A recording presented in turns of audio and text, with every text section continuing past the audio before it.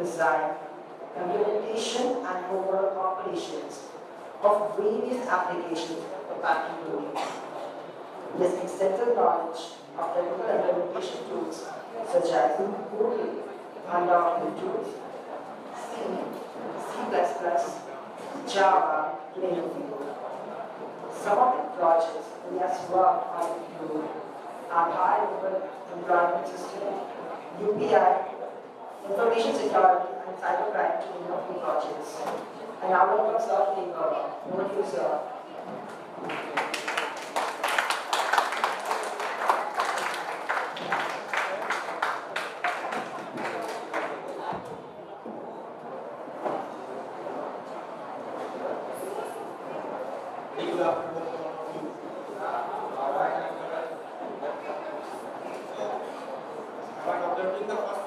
People have taken and are quite interesting, and as we know that everybody is using the banking channel either in one form or other. I am seeing all the young faces and crowds, and here also the break and all the area where your institution is located. It's a full commercial area, lots of eateries are there. Lots of again events organized and all. So I am still confident that you all people are having bank accounts and using banking payment channels. Am I correct? Most of them might be using UPI just like PhonePe, Bheem, Amazon Pay, Google Pay, or native bank apps where your accounts are being maintained. So as it has been introduced that I am from the Canada Bank, the third largest public sector bank, and we are also providing the various services for payments and all the financial needs which anybody uses and requires in day-to-day life. So today's topic is trends. What are the emerging trends? So as I have been informed that you people are here doing BCom, pursuing your BCom, BBA like that. So the trend I would like to start that started from BCom to .com to eCom, finally MCom, and let us see again what com will come. So BCom now is dependent on .com. Earlier all the courses what were there, books were used for teaching. Now through .com, online virtual classes, virtual exams, then finally registration, admission, all things eCom. That means making payments. MCom, extension of eCom, that means mobile commerce. So Bachelor of Commerce, dot, before that dot, so much things are there. Either it's your institute name or it's the google.com or yahoo.com, which has now become mostly obsolete. Now Amazon, Flipkart.com has come to Facebook.com, Twitter.com, and then eCom means again wherever everybody now is supporting payments. WhatsApp now is not a tool restricted for chatting communication. WhatsApp has also ventured itself into the payments. They are also allowing you to make payments through UPI. So, eCom in .com and MCom also, the WhatsApp example holds good. Coming forward, Twitter, Facebook, all will venture into the payments because now the introduction of the .com, everything has become a marketplace, virtual marketplace. Only now we people exist in physical world and we are having the physical interface and existence. Here also this program might be telecasted on .com. So people sitting on their remote locations also can see whatever you people are here observing. The trend started with 2 dimensions, then 3 dimensions, Now you people are seeing the movie theaters also 3D, 4D, 5D, nothing but adding more and more effects so that the virtuality can be looked like a reality. The terminology is developing at a rapid pace. Reality over there that we are real people having real process where we can feel and touch and feel. Virtual reality then it comes. Okay, where people look like avatars and all people are using in our Facebook, Twitter or so many social media places. Then the third dimension added to that. So augmented reality. Now virtual reality, augmented reality, these are the terminology. You can watch 3D movies on your phone having the virtual reality glasses. Gaming. Okay, the sound example of the advancement of the technology. Where whenever you play in such an environment that you feel that whatever is going in front of your screen looks like real and you are really participating in physical. So the trend is continuing on the higher side of being virtual but feeling like physical. That is the trend. So while all these online system, ecosystem and the participants which are humans, the challenge is its usability, and when comes the usability, there comes always a danger threat. You might have observed right now, voice is becoming more popular. The commands, voice commands like Google Mini, Google Nest, Amazon Echo, Alexa, everything is on the voice. In fact, now the phones which are coming is having inbuilt Alexa app and all. If you are having that device, you can communicate, it will answer. So how these things are working and how these things are going to have an impact. So one example, modern vehicles. If you have seen the obsolete vehicles, old vehicles like 5 years before and all, digital is that only the meter, kilometer, meter or the fuel meter where 0, 1, 2 and all things are there. So that was the starting of a digital. Digital is nothing but translating of the analog things into a digital mode. It started with radio also. AM was the amplitude modulation, FM was the frequency modulation. All these things you might have studied in your 10th class and all. Before coming to the commerce, all people, these are the basic things. So I would like to say here, now everything is become smarter and more smarter by using technology.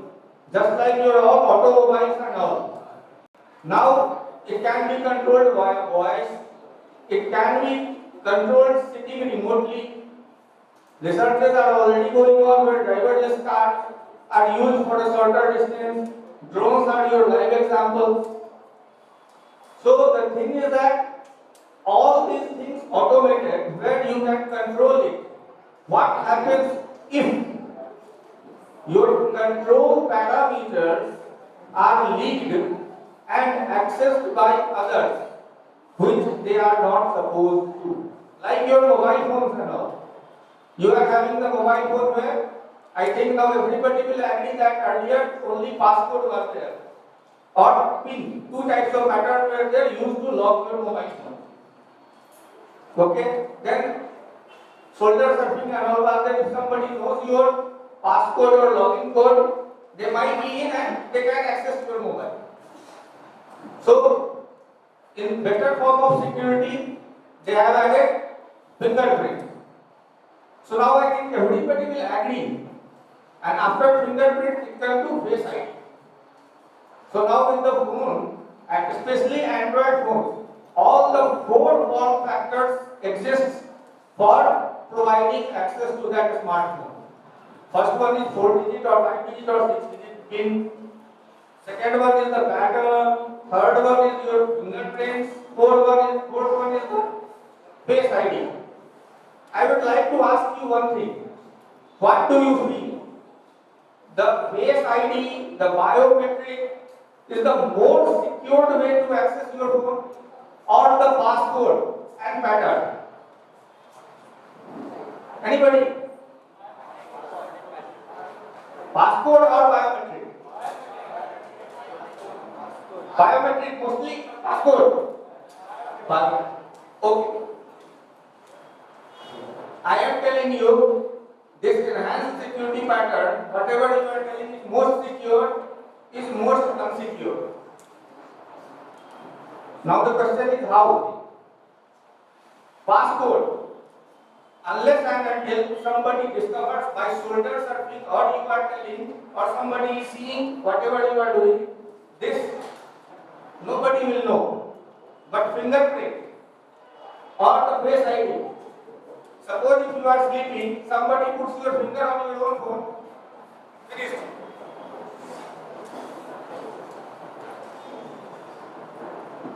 So now you can agree with me that passport and pattern is a better option still. Now coming to that, as I have told that the face ID or the fingerprint has become more vulnerable. But by whom? Your close friends or near and dear ones. So the second factor is that first one is the vulnerability, second one, who is more prone to gain access. While you are sleeping and somebody touches your finger to your phone, that might be at your residence, at your home, or might be the place where you are surrounded with your friends. One form that it has become more secure is the general user that you people. Same thing. I am thinking in terms of a hacker or fraudster. You are telling it it's a more secure thing because except you nothing, nobody can. It's in the device unless and until. From the user point of view, you have told that. From hacker point of view, I have told you that how this vulnerability can be exploited. So the fraudsters, the hackers, all are genius and having very great minds, but being used for not a good cause. That's the only difference between both sides of a coin. If one is head, second one is tail. If that is head, that is tail. So that's the basic difference. So again, getting control of the vehicle, I told you. Okay. All of us know that the frequency is used in your keys to unlock your vehicle. And that frequency and all can be easily modulated using a simple device. So that's one example, one misuse of the technology. Second one is the artificial intelligence. All these are trends, and with the trends going upwards, simultaneously, in parallel, the threat is also under the close coordination of that emerging technology. And it's only basic human nature and basic things which other side of the coin or the person are looking into and getting the general people trapped or hurt. So, what is AI? Artificial intelligence.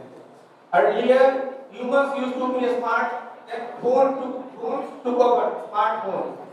Intelligence, all we know, is associated with humans.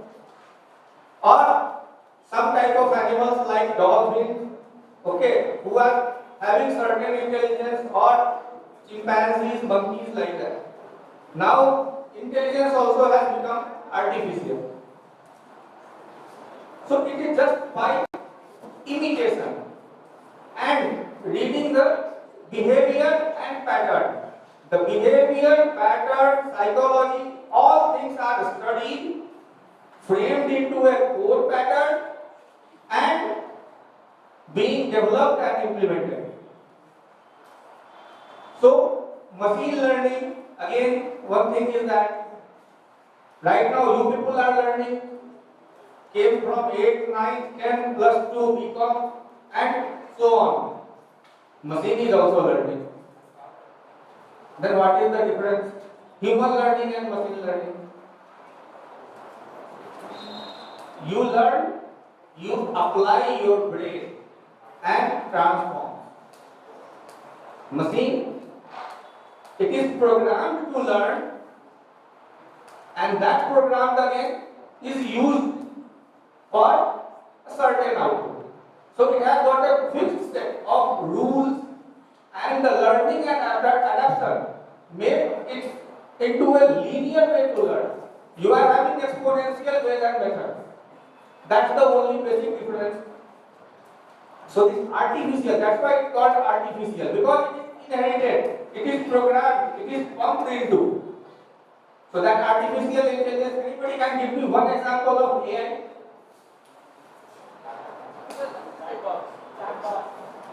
Chatbots. Okay. So pre-programmed, certain set of predefined questions which a user is expected to ask, and with that a fixed reply is already set. For the same question, if I will ask, I can have multiple answers from everybody. That is the natural intelligence. But for a machine or for a computer, it will give you the exactly one answer which is programmed for this particular type of question. So that is the difference between the natural and artificial. Your face detection was another example. Reads a pattern, tries to accommodate it, and then again authenticates it. Now mobile. Everything what was on the internet as a desktop. Mostly all these things have come into the mobile. Earlier websites were designed to make fit into the 15-inch screen, 14-inch screen or larger screens. Now with the use of portability and all, everything is designed to fit into a 4-inch or 5-inch screen also. So that is one part. Mobile is the new target. All your things, whatever you are accessing, mobile has also got its own operating system, either Android or iOS. Like your desktops and PCs, laptops are using Mac OS, Windows, Linux. So ultimately the evolution started from the operating system, which came into the picture, and upon that platform, things are going to be built, going to be implemented, going to be used by the, who are the intended users? We, humans. There might be aliens that we are yet to see. So, till now restricted to humans. Next. Then, cloud. All things are natural terms which are used in terms of technology. Cloud, all we know, okay, right now the season started. Now what is the cloud here in cyber world? There, nobody knows cloud. If you are science students and all, you might have studied how cloud is formed and how cloud, what is happening, how it is happening and all. When the picture comes cloud, that means something is smoky. You cannot see beyond that, which is untouchable. You can't feel, you can't reach. That is the cloud. Here also in the space, not in the physical world. So clouds, basically all your system, equipment and all these are connected to physical wires and all. Your Wi-Fi. Earlier when you used to connect one computer, a cable was must use internet. Now everybody, one Wi-Fi socket or dongle, many people have access, or you can even create your own hotspot, which is again going to cloud and giving connection to others. So basically a physical set of whatever the communication devices and the protocols were there, that has been translated at a virtual level and termed as a cloud.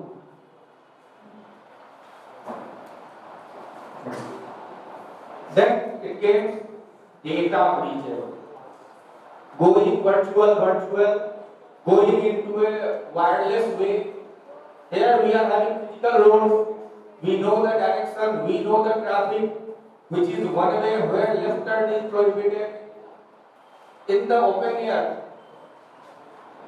the aeroplanes, all things, how they identify the route, how it is not clashing, there is how the traffic control is maintained. That is one part. Physical means at least you have to tamper to get the information. If there is a physical lock, a key has to be prepared, a duplicate key has to be prepared to unlock. If it's in virtual, your passcode, your face ID, your biometrics, all these things are there, and these things are traveling on a wireless communication channel. What happens if somebody gains access to the information which is traveling online, virtually? Right now, people are authenticating yourself on a mobile phone, either using PIN, passcode, face ID, or biometrics, thumb impression. Have anybody thought that how it is authenticated? Whether how it is matched? Authentication means what? A system which validates that what you have entered is matches to what is stored. That is only called authentication or validation. So while you are authenticating yourself to log in your mobile phone, whether it communicates to a third world and then comes back and then authenticates, or the authentication mechanism is residing on your phone only. There are two parts. Am I making sense? People are getting it what I am trying to convey? Sure. Okay, that's good. So, for providing a better clarity, your login authentication mechanism is completely local. Local means to say, first you are setting your passcode. If you are purchasing a new phone or setting up a new phone, during setup it asks you to create your own passcode, whether either in any of the four forms or all of the forms or combination. So whenever you are creating, it is stored in your device only. It doesn't communicate to anywhere. And when you are trying to key in, to gain access, the match becomes local. That means for whatever you are keying is matched to your device. Now the question is that your mobile phone, when you are putting the internet on or data on, then this phone is accessing the outside world over the internet. What if somebody gets access of your phone? Then whatever things are stored in your phone, that can be leaked in the notes. If you have written any user ID, passwords, saved any confidential information, or your phone access, what is called that? Whatever phone numbers you have saved, contacts. Somebody gains access of your contacts, then your all the contacts, whatever there are, leaked and accessed by a third party.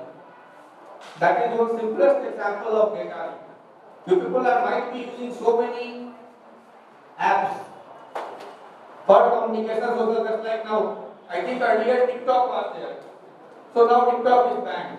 Similar type of Snapchat, Instagram, all things are there still. And I am telling you, only the younger generation is being targeted for data leak, because there much data is there, much connections are there, so many social connections you people manage. Those other persons, other customers of using the phone don't have. So any app, whichever is not recognized, you are downloading and you are taking, it's an image editor, it's a video editor. Everybody is now taking selfie and posting on the Instagram and all, and using so many apps or filters to make it more attractive, whether it is bouquet mode, whether it is panorama and all. You might be doing all people. So market people are aware. Okay. While you are installing, it is asking you permissions. Unless you provide the permission to your gallery, you cannot access your photo from that editor to edit it, whether to beautify it, whether to create a blurred background or bokeh mode.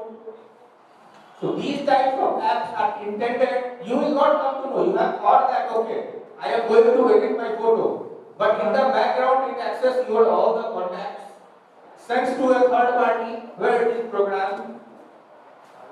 While you are again, it is getting information from your nodes, wherever you have written your user ID, password or card details, and supplying to a third party.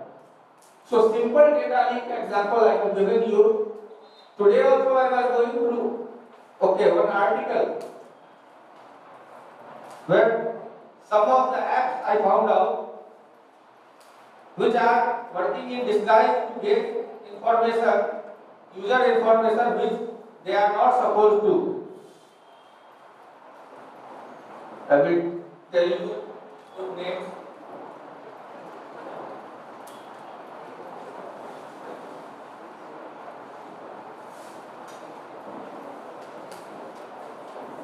Enjoy photo editor, panorama camera, photo gaming puzzle, business meta manager. These are some few apps which are advertising that they are doing something, but after installation, they are getting access of your phones, copying your data to some third party. Second one, you are using POS machines, swiping your cards. At so many places, there are also certain skimming device can be there which reads your data. So data leak can happen in many of the forms. One already I have told you, shoulder tapping, somebody is seeing that what passcode, what pin code you are using. So that data leak. For data leak, whatever you people are uploading on your Facebook, Instagram, there also somebody is hacking data leak. So the challenges is continuing, and for that there are certain rules framed by the government where certain apps cannot access sensitive information to protect, but somehow some apps are coming which is getting access to. Now 5G network is coming, and one thing is IoT. This will be again very boom in the technology era. Right now, whatever you have seen is a trailer where solid platform is built. Particularly in the metro cities and all like Bangalore, Delhi, Pune, Hyderabad, where 5G is slated to launch. 5G will provide a greater speed. That is its aim. Right now you are dealing with Mbps, 5 Mbps, 10 Mbps maximum in your mobile phones and all. 5G mostly 100 Mbps also, gigabps also it will touch. And then IoT will come into picture. Internet over things. Suppose you are having one fridge, refrigerator at your home. Whatever you are storing and all, it takes count of these things. Your daily consumption is 1 liter milk. So in a container you are putting your milk packets and all. Vegetables, your daily consumption, breads, eggs, all these things, your daily consumption. There are different type of baskets into that refrigerator. You are putting there, it is marked. While you are consuming, next day or what? Or the expiry day of the milk. We know that only 1 day or 2 days. So IoT is going to use that. It will give you an alarm next day. Half liter milk is there and it is going to be expiring today. Please consume. Or if you are using 1 liter full, it will be going to give you an alarm. Your milk basket is empty, kindly purchase. Or if you have linked it to Amazon Alexa and all, automatically it will place an order for your 1 liter milk. And if you are having a wallet or Amazon Pay attached to that Amazon account, 22 or 44 rupees, whatever charges are there, is going to be debited. And as we know that all the Swiggy, Instamart and Amazon Pay, all full, they will deliver within 15 minutes.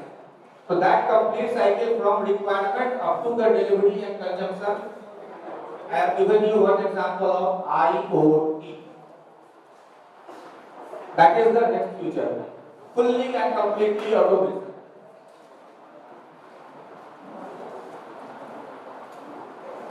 Same thing automation and integrating. Your phone is somewhere, your fridge is somewhere. Both we are connected. Right now also you can connect by using so many remote apps are there. You can connect your smartphones, smart fans, smart lights, ACs. You can switch it off, control temperature with remote control apps. Provided that your fan, your AC and all supports the same. In fact, you can control your television with the remote apps. If anybody is using that, I think MI brand, MI remote is already there.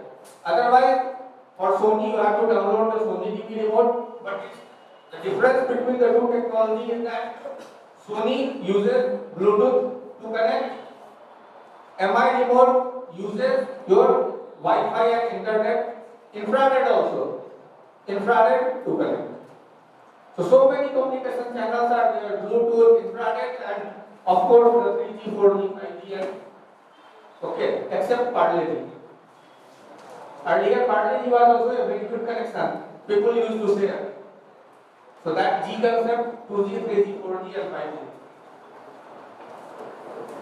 Then, after all these things, whatever we have discussed about the trends, advancements of technology, what if it is being misused? Example is ransomware. Your entire communication system, let us take an example of this institution also. You are having one admission system, payment system, examination system, all things I think online. You have been allotted an ID card, numbers, roll numbers, everything is kept linked. If this system is gained access, suppose who has not paid the fees, if somebody has and marked it as a paid, it's a loss to the institution, but gain to the student. Okay, or if somebody targets your institution servers and all, and you all know that you people are writing the examinations and the results and all, somebody says then you will declare the result, everybody is getting 100% or 200% and asking the institution, we have hacked, you have gained access, you cannot do anything. If you try to gain access, your all data will be cleared, you have to provide me a certain sum of money. So, this is being used for taking ransom. And it is being, the big organizations are being targeted for ransomware. Next. Then again, in the starting I told you that whatever the greatest security system you are thinking, how it is vulnerable and who are having access to make it vulnerable. Insider threats. The biggest threats are insider. The people working in the same organization having much in-depth knowledge of that working organization and their IT system. Just like you might have read somewhere, Citibank's card data leaked, big baskets, all users' data leaked. What does a big basket for Amazon's user accounts have? Email ID, phone number, and maximum what shopping you have done into last 1 year. Apart from that, nothing from the big basket, I think. What is the importance why they get the data of the mobile numbers and email IDs? What they can use? There are so many people which are storing their card number to make an easy payment or big basket, Amazon Pay, or if people are using Flipkart and all. If you store and save your card number, it will ask only CVV and OTP.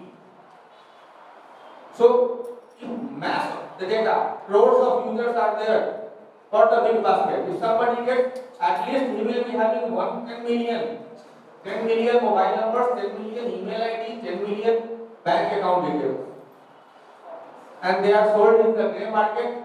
Then somebody filters that information, try to match, because by keying the mobile number and saving it, at least you are coming to know that the person whose mobile number you are storing is available on WhatsApp or not. If he is searching or refreshing the contacts in WhatsApp, if this person's name is coming, then you are assured that okay, this person is also using WhatsApp. So you see the linking. They gained the data from big basket, tried on WhatsApp, made sure that okay, these out of these 10 million, 1 million people are using WhatsApp. out of that 1 million, somebody sends them the fake information. Has shown you need a job, you have won a lottery or big basket, because these are the big basket customers. Welcome from the big basket. They will create one account named big basket on the WhatsApp, which will not be having that blue tick. They will send you big basket offers, fill the form, get 10% discount. And you will under that presumption. Yeah, I am a customer of big basket. Naturally, who else knows? This will might be a genuine, that's why big basket has sent to me. You will not open the app of the big basket to check whether any offers are running. Instead, you will click on the link provided on the WhatsApp and fill your information. Nobody thought if it is the mail or the link is sent from the big basket, why big basket is again telling me to fill in my Gmail ID, email ID, phone number and bank details? If I am your friend and I am having your mobile number saved into my phone, why again I will ask you to provide me your mobile number? Yeah, I am already having them. Simple catch. And out of 1 million, 1,000 also get tracked. 1,000 people, minimum amount 1,000, 6 zeros means 1 million.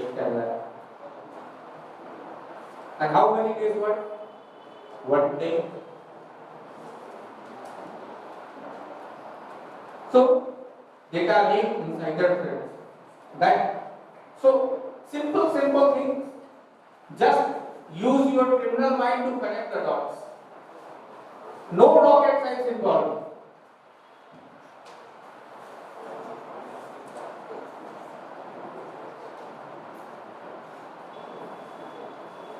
That AI for fraud detection. How we are detecting the frauds and how. Simple example I will give you. Wherever you people are, I think, BCom that means accounts and all. Double entry bookkeeping, double entry system, INDAS standards. These are the common terms you might be knowing. Everybody knows that. In India, double entry book system. Double entry system is there. That means every debit has a corresponding credit and vice versa.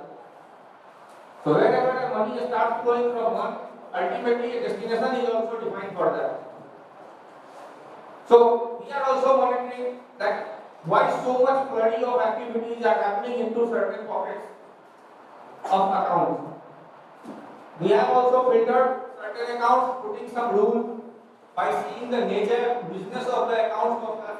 If somebody is telling I am having a saving account, my annual income is 1 lakh, and within 1 day, 50 transactions, 20 transactions, 1,000 transactions summing into 1 lakh is coming, we are using the AI to detect.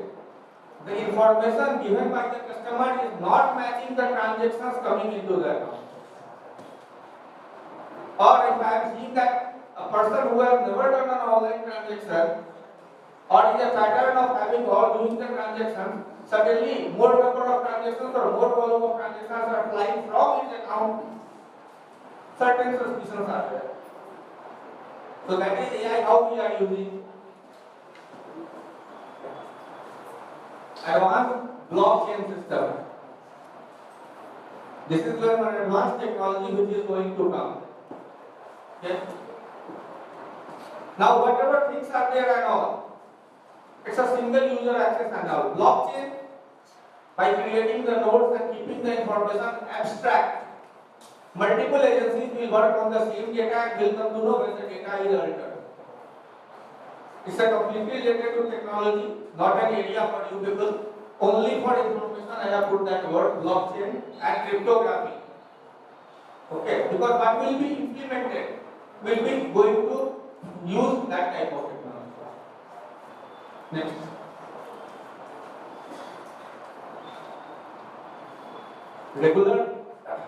Regulatory technology. As you people might be seeing and all. Okay, in IPL and also the ad of Amitabh is coming, RBI कहता है. They can so many cricket players और जानकार बनिए सतर्क रहिए. Okay, be aware, be safe. All these things. So regulators also are knowing that this type of emerging trends are continuing in the market. So they are using the celebrities to make awareness. All the institutions, whether you might be receiving from your bank, never share your OTP, PIN, BLA, SMS, bar credentials to anyone. Our bank people does not call you and get your ask the sensitive information. So many SMSs you might be receiving. But now nobody sees the SMS, everybody wants to see the WhatsApp. That is also a transition. So regulators are also banks in this robust era of the tightly coupled technology, which all of us are witnessing and using. The weakest link is human being. Phones have become smarter, technology is being robust, we are talking about 5G, but where things are failing and vulnerable, we humans. Why? Because of lack of awareness. So awareness is the key only. You see now all solid buildings are there, big infrastructures are being created. Okay, seismic zones are there, then so many technologies are there. Paints are like that. 1 year you paint your house 10 years, 15 years. Okay, you don't have to paint it again. But we are failing where? Human. Now, how to address that? That again will come as a trend. Let's see. Digital only banking. Now, cash is becoming obsolete slowly. After that, demonetization and COVID, all these transactions, you people might have seen that earlier. You were not the users. Now, you people are using it very frequently. Scan and pay, transfer money to phone numbers. So digital only, everything is becoming digital. Only we people are real. If you go by the Hollywood movies and all, days might come when you will become digital and transmit from one place to another in seconds. Like now, though, we are using at least train, plane, supersonic just to travel. There is nothing called telepathy and all. It only exists in the Hollywood movies or somewhere Bollywood movies also. Future, by seeing the pace and advancements, nothing is impossible. Let's see how far we go. New payment innovations. Earlier, only branch banking were there. Then it came to internet banking. Then came to mobile banking. Then came to your UPI. Now, feature phone will also be doing the UPI. The next thing is going to come this year only. By calling a number, you will be able to make a payment. Call 1800-500015. Enter the mobile number of the person you want to pay. Use your key in your amount, key in your UPI pin. The money will be transferred to that mobile number. A feature phone person will also be able to use that digital technology. This year, every bank will launch that. It's under pipeline. No need of a smartphone to make at least few transactions. Then secure access services, SASC. All these things, network architecture and all, these are high-level terminologies which is used to build a complex infrastructure of the payments.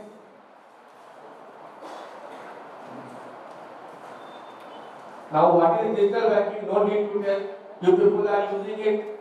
So, practical is always better than the theory and all.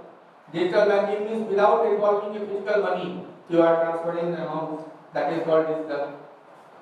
Benefits, all you can do using your phone. Whatever service you need, pay your bills, purchase movie tickets, go into any eatery. All these examples are there.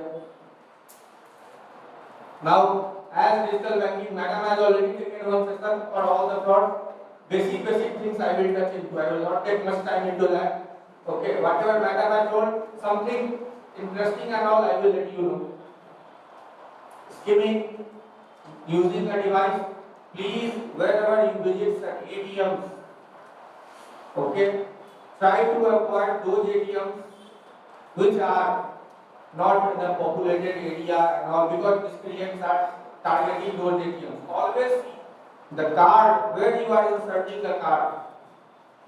Okay, always try to see that if any external physical device is there before inserting your cards. Right now, all cards are chip based, so there are very less chances of getting it skipped. But so only my request is that pay attention whenever you withdraw. Second one is phishing. Emails and all links, you are getting SMS, click, and unless and until you fill in the information, nothing is going to happen. Only thing is that some links may contain malicious softwares and all that will be installed on your device. So have an antivirus for that. Then wishing told you, I am calling from this bank or I am calling from Airtel, and your okay. My KYC is going to expire or your account KYC is going to expire. Impersonating somebody. Always check the genuine website. Go by the name, go by the spelling, and see the green color padlock on the URL. If you are searching on the Google, okay, don't directly jump to the first website which came. Closely monitor wherever the first website is coming, whether ad word is written or not. If it is ad, that means advertisement, it might not be the real site. And simply all major sites are their brand name, .com or .in. Flipkart means flipkart.com with the logo of Flipkart. Amazon means amazon.in because Amazon has got so many subsidiaries in many countries.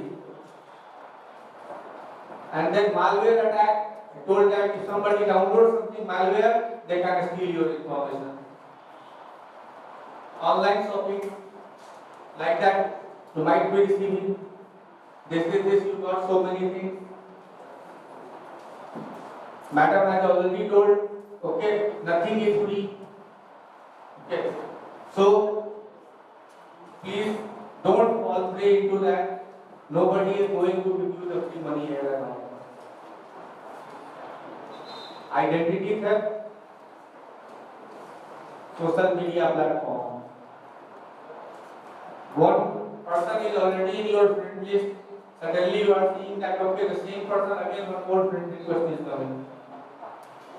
And when you check that, okay, some of your already friends who are members in your group or attached with that, they are also linked to that. Then you might be seeing, that account having some problem. This I have seen my two of the friends are already connected. This might be genuine. You accept that request also. Without contacting those your friends or the real person from where you are getting the request. Don't make haste. 2 minutes or 1 minute thinking. 30 seconds even.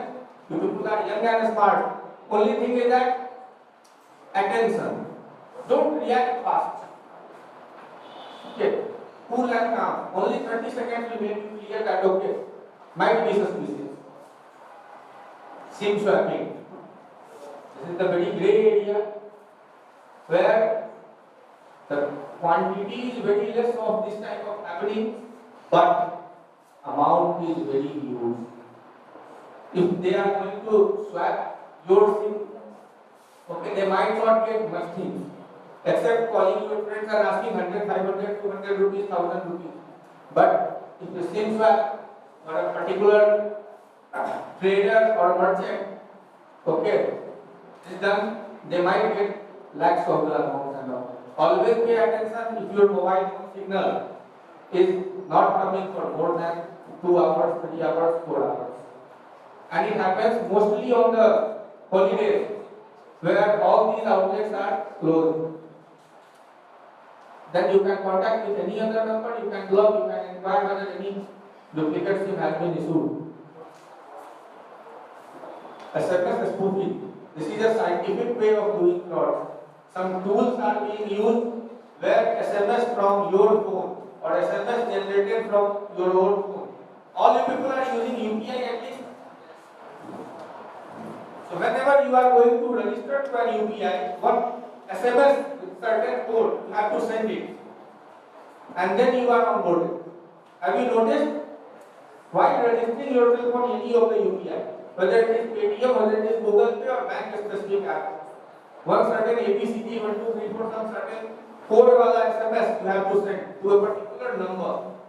That SMS is for binding your device to that app, so that next time this app with this code, if somebody is trying to register, this won't work and they won't be able to register if the SIM is not there. So they are using that SMS and they are trying to register on your behalf. Next. Remote access apps. Anybody is aware of? Madam has already told remote access apps. Any days team viewer? Have anybody tried? Huh? People have tried how it works?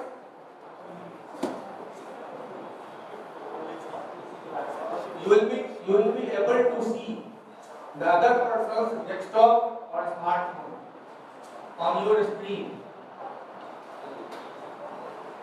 But this won't happen unless and until you share the code and accept the request. This AnyDesk, TeamViewer, Quick Support, all are being used by the companies for troubleshooting. Suppose you are having an HP system, HP laptop, something is not working. You are calling to the HP customer care. They will ask you, sir, you please accept that request, we will check your system from here and we will do the troubleshooting.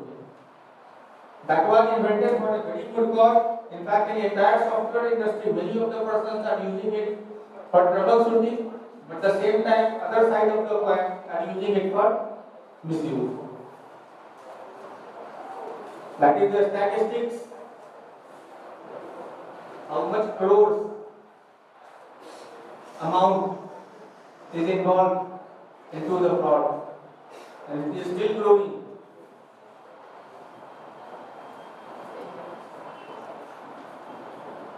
Countermeasures.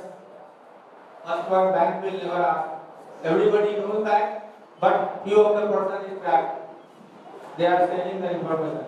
My only question is that why bank will ask that information which bank is already having? They will ask you certain things to authenticate yourself. They will not ask you to provide the same information. If I am having your phone number, I will not ask your phone number at least. If I know your birthday and your name and all, I will not ask you to tell me again. Over the phone, if something suspicious is there, I can ask you certain things different. Request money and all. UPI you people are using. How you are ascertaining that you are transferring money to the intended beneficiary? Anybody can throw some light on that?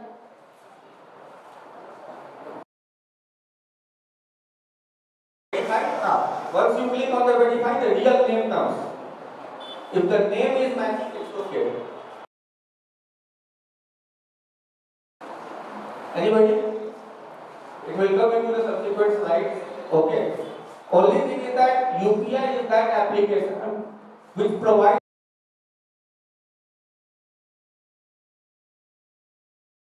for receiving money. Only difference is that wherever PIN is required, if you are keying your PIN, always it is for sending the money. If anybody is telling you, sir, you click on the PIN, you will receive the money, for receiving, no authentication is required.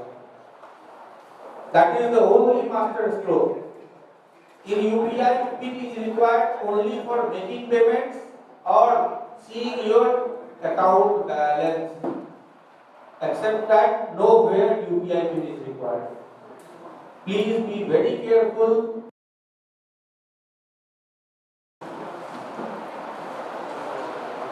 Follow security practices on secure websites, UPI apps with biometric recognition and all are there.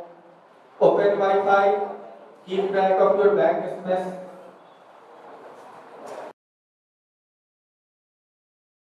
Very interesting thing is there. Many of the organizations and all do their surveys that what my customer needs, how best is my product, what they need in future, where my shortcomings are there. These things are used by other fraudsters also. Google provides Google Forms to collect the information. Microsoft provides Microsoft Forms. They will design a form incorporating the bank's logo or Amazon's logo. Nobody is seeing that the URL or the web link contains docs.google.com and the logo is coming of Amazon, logo is coming for Canada Bank and all, and they will provide their information. They will asking your debit card number, they will asking your expiry date. All these things are keyed by the user and somebody has got the data. So always see the link, whether it pertains to the same organization who is asking you the information. SurveyMonkey also, one site is there like Google, which is becoming very popular.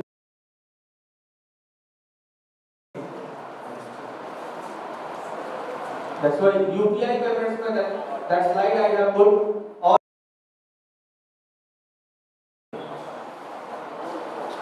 Whether name whatever you want to send.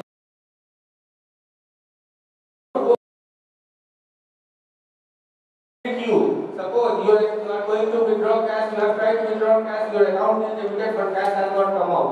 You have made one payment, the payment failed but money is deducted. Call center, they will tell when you open your UPI and put remarks. In remarks column you put refund. In remarks column is only for providing you the information you want to create for the record. There is nothing related to any technology or any refund. Same thing. All cashbacks now have the organization provides on its own. They don't. They are using Paytm. They are having one dedicated button. Cashback, Scratch, Google is using the same, Amazon Pay or all is using the same. So our SMS, nobody is providing you the cashback. That is the. This is misused mainly. They will send you one request and they will ask that your refund amount is like that or 1 rupee is there. Collect request, they will be collecting money from you. So, fake customer care, don't search on Google and without seeing the ad and all. Every number starts with mostly 1800, all free numbers and all. Mobile number and all, nobody publishes as a helpline. And all the fraudsters are using mobile numbers only for committing the fraud. Nobody is using the landline or toll-free number because their verifications are strong. It's not easy to get it registered in the other name and all. Scan QR, scan and all. Okay. Please avoid. During COVID, another type of a scam came, booking an oxygen cylinder or booking a COVID vaccination slot. And all people, government was also advertising either you can book through Arogya Setu or COVID. There is no third IPO allotment, whoever is dealing in the share market and all, no guarantee. Remote desktop already covered, I have also covered. Private and public Wi-Fi. Public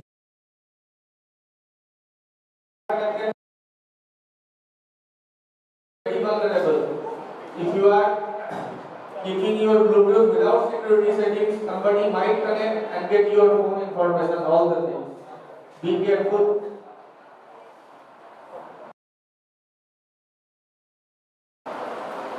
Screen sharing and recording. Now so many UPI apps have come.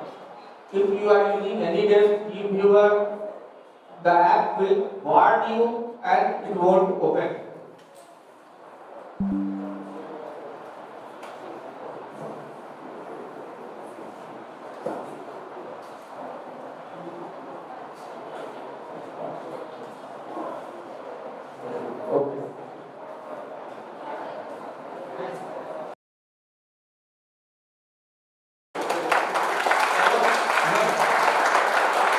is over. Thank you.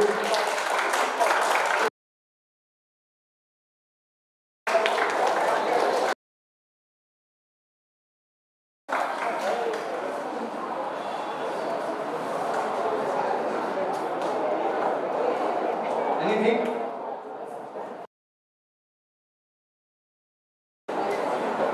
Okay, thanks for that.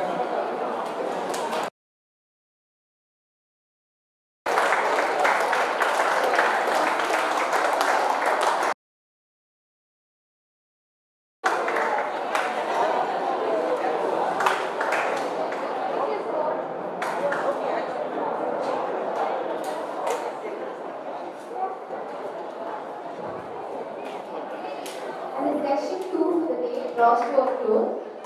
I would like to take this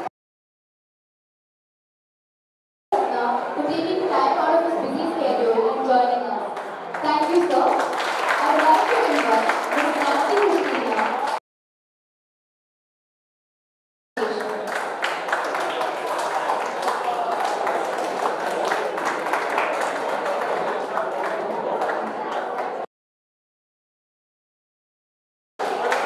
Thank you, ma'am.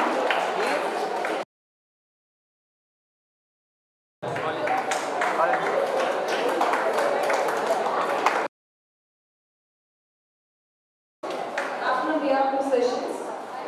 Sharp 1:30, we're expected to be seated. Will be passed on to your respect. Also, it is mandatory for you to attend, so please,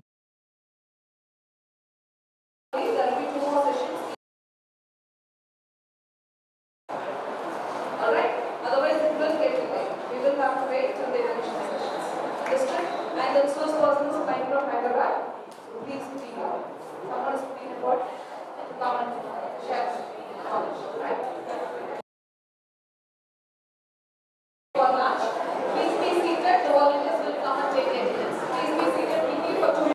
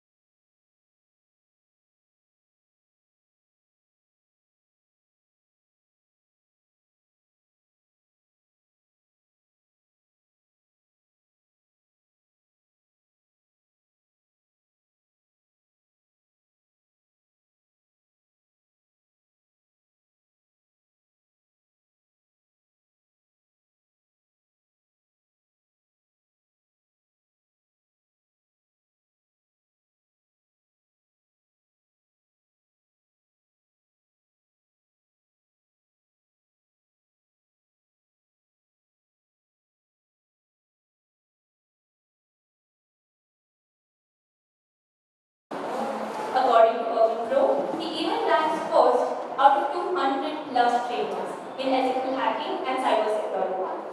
It is a pleasure to have you with us, sir, today. Over to you.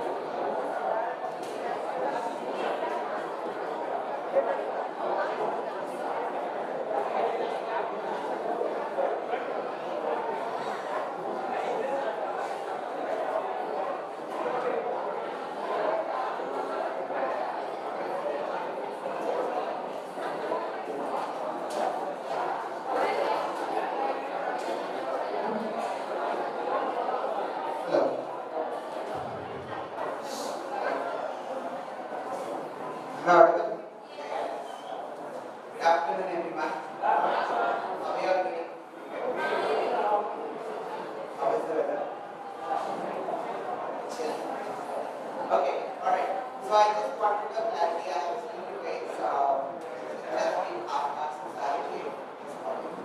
And the weather is pretty lovely. You see, we don't play much. But yeah, I just wanted to clarity about what hacking is actually, what is cybersecurity and hacking. Since morning you guys have been drilled into a program.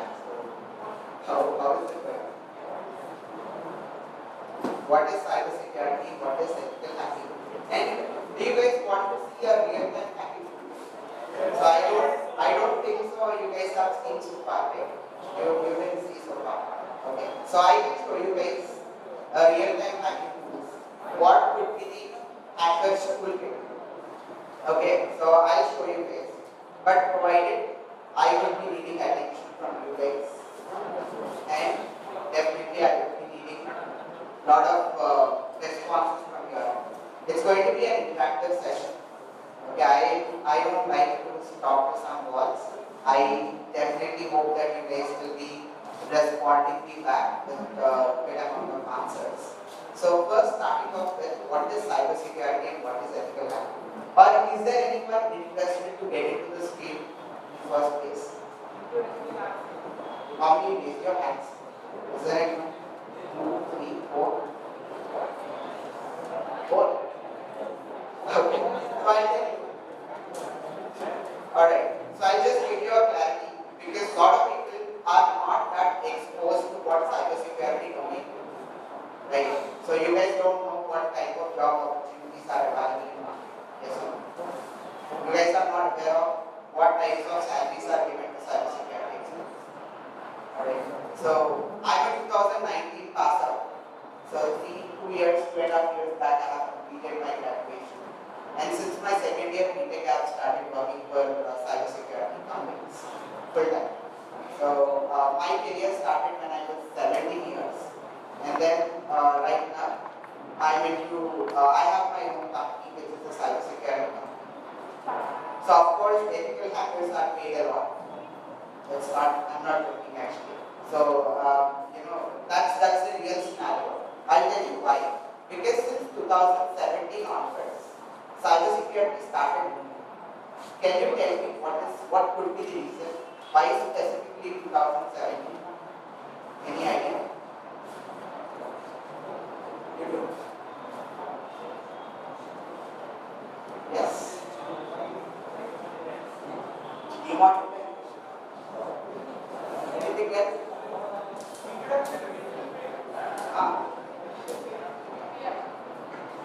Do you guys know when Geo hit the market? In India? When did Geo hit the market in India? 70. So in 70, the internet has come in. Right? So it's like human psychology that if we get anything from free, we use it even though we don't need it. That's true, including I'm not focusing on someone. But yeah, so it's a human psychology that if we get anything for free, we use it even though we don't need it. But we also need to understand that once we start using it, we get addicted to it. So previously, before 2017, seriously talking, I didn't even spend 10 rupees for my mobile data. I just used to use Wi-Fi at my house. But right now, I spend 600 rupees or even you guys spend 600 or 500 something, right, to recharge your mobiles. So what happened? So without us knowing, we got addicted to it. So this cycle endures. If number of internet users increases, the cyber crimes increases. Right? So if cyber crimes increases, need of cyber security experts arises. Alright? So that is the agenda in here, where it's a cycle where because of that internet users increase, lot of cyber crimes has increased. Due to which lot of cyber security experts are needed in market. There are 3.5 million unfilled jobs in market right now, and it keeps on increasing in our ethical hacking. And if you are having good skills, you will be getting paid huge amount. So I should not be giving this salaries or But yeah, definitely, if I compare with my fellow pass outs, probably their 1 year salary would be my 20 days salary. So that huge gap is there. And what happens in here is, as a lot of cyber crimes has increased, we take understand that in 2020, due to that work from home scenario, it has hit the market in such a way that people are forced to use internet. Right? Even small kids, they are forced to use internet to attend their classes also. So as they are forced to use internet, now what happens? People are clicking on some random link they are getting it. So you might have seen in the morning, they might have told you about some phishing attacks or phishing attacks. Some idea you might have got something. I don't want to get into theory again. Okay. So coming back. So because of this, what happened is 350% of cyber crimes have increased. Alright. So and it keeps on increasing right now. Due to which there is a huge skill gap in the market. It is not that we don't have people in market to enter inside cybersecurity, but if you think as an owner of a company, will you keep your assets in hands of a professional to manage their cybersecurity? Because cybersecurity is the greatest responsibility in every organization. What happens in cybersecurity if at all the companies fail to provide data security? That means if they fail to secure their customer data, what will happen to the company? Downfall happens, right? Data breaches. We have seen recently LinkedIn data breach, Mobiquik data breach, Domino's data breach, even Domino's also, like Mobiquik payment logs, everything was breached. Our Aadhaar card itself is there outside the company, in dark web. I hope you guys have some idea about dark web, right? So dark web were all illegal activities. So where our data is available, where people can go and buy it. So what will some hacker do with our data? Any idea? I am just a normal guy, I don't even have a web. So what will someone do with my data? You might think about it.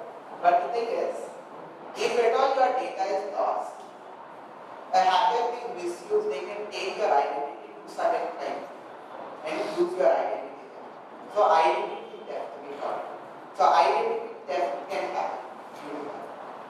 So like there are a lot of scenarios are there where your identity can be misused. So information is wealth. In other words, ethical hacking and cybersecurity. For every hacker, information is wealth. Alright? Now the thing is, we need to secure our information. There are multiple things. Do you guys know if your data got leaked? Where to check whether your data got breached or not?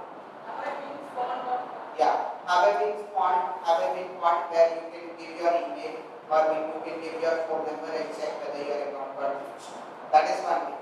So have I been caught is only having 500 plus website breach data. There are lakhs of websites which get breached. So it does not have all the website data. People, if they didn't find their email got breached in have I been caught, they think that I am secure. But actually, the thing is, it just has 500 websites. Like have I been caught, we have many other websites. But if your data didn't get breached, that doesn't mean that your data actually didn't get leaked.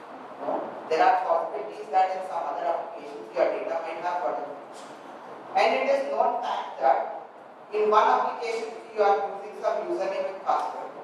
The same username and password, 95% of people will be using same username, same password for multiple applications.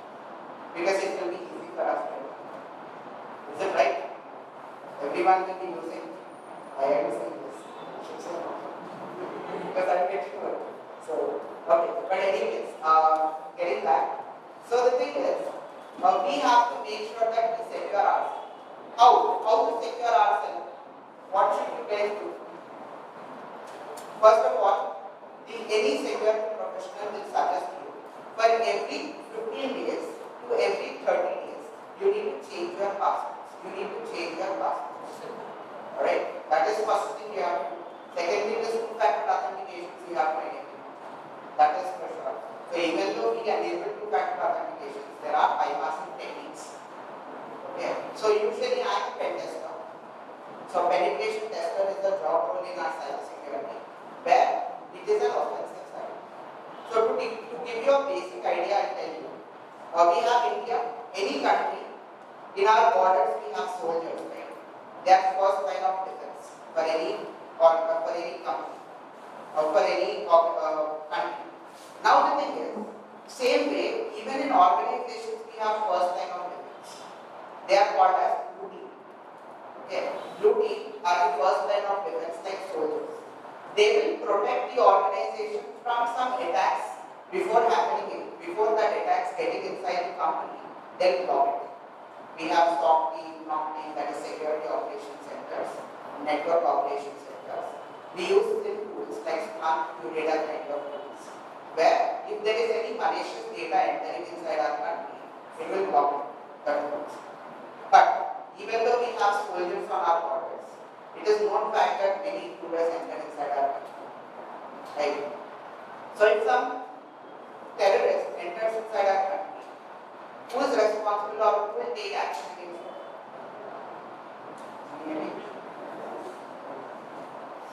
Intelligence department, like raw agents or some CBI or so, they have some backend information, and they'll try to either reduce the impact or they'll try to protect us from before the impact happening. They'll try to catch them and throw them. Right? In the same way, even in organization, if an attacker bypasses the first line of defense, we have a second line of defense, that is red team.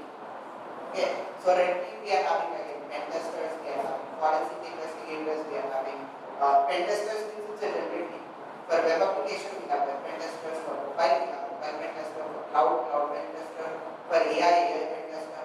So for every technology you touch it, you have security. Okay, so security is a mandatory thing. So Russia is spending, for every 100 rupees they spend on a project, they spend 28 rupees on security. Even US, India and all, they started. Okay, now like there is a huge market where people, every company realized how important cybersecurity is. They started investing in it a lot and lot. Okay. Now what happened is, if at all you spend billions of dollars, build an application, release it into market. If there is no security for it, next day it will get hacked. Customers will lose trust on you. So if customers lose this trust on you, downfall of the organization start. Right? So there is no point of investing billions of dollars if you don't invest on security. So that is what. So cybersecurity is a main element for any product-based companies or service-based companies right now, for organizations and all. I personally, I worked for central government the last year, where it is established by RBI. It's like a game, the job. I'm into offensive side, second line of defense. So what I do is, I develop new types of cyber attacks, and we perform it on financial sector throughout India. And they try to protect against our attacks. Their first time, every bank has stopped me, so they will protect against my attacks. So if they couldn't stop my attacks, or if they couldn't detect the attacks, then we write a report, give it to them so that they can improve their security infrastructure, so that they can stay up to date with the latest security threats. Got it? So it's kind of game, a real-time game. Right? So now the thing is, like this, we are having so many job opportunities in the market, but I don't want to get into that scenario right now, because you guys are already have seen till now all theoretical concepts. So I just want to show you guys what kind of tools we have. So recently I have made a video on hacking car. How many of you are interested to see it? How you might have seen in movies, right, where hackers will unlock cars and they will get away with it without keys. So is it possible in real time? Do you think it is possible? Yes. Yes. How come? So I'll show you. There is a tool with me.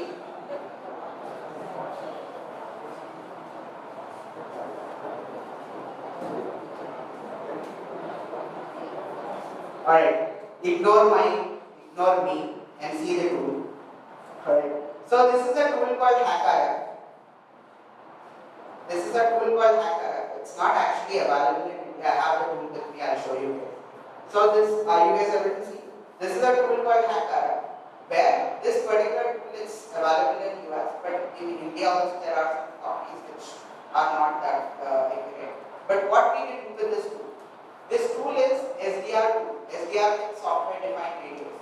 So we use this tool in order to test the radio communication. Any radio, like you cell phone signals, or you can see about when you are unlocking the car, a frequency set, we can capture that frequencies.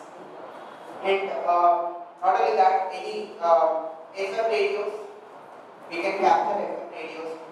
So any kind of radio signals will be able to capture. So this particular tool, it supports a huge range from 1 megahertz to 6 gigahertz range. Wherein our cell phone signals are at 2 gigahertz range. Our car signals, they are in 300 megahertz to 500 megahertz range. So what happens here is with this tool, we can capture that particular frequencies and we'll be able to repeat that frequencies in order to unlock the car. Okay, so usually here again we are having two types. So not every car will be vulnerable for it, just to know. So many cars will have static code, many cars will have its rolling code. Okay, so I'll just give you a generic idea in layman's terms. What is static code and what is rolling code? Static code means when you are unlocking a device, okay, a particular code, a key will be sent to that device and it will get unlocked if the key is matched. Alright? So if it is static, that means every time you unlock, same key is sent to that device.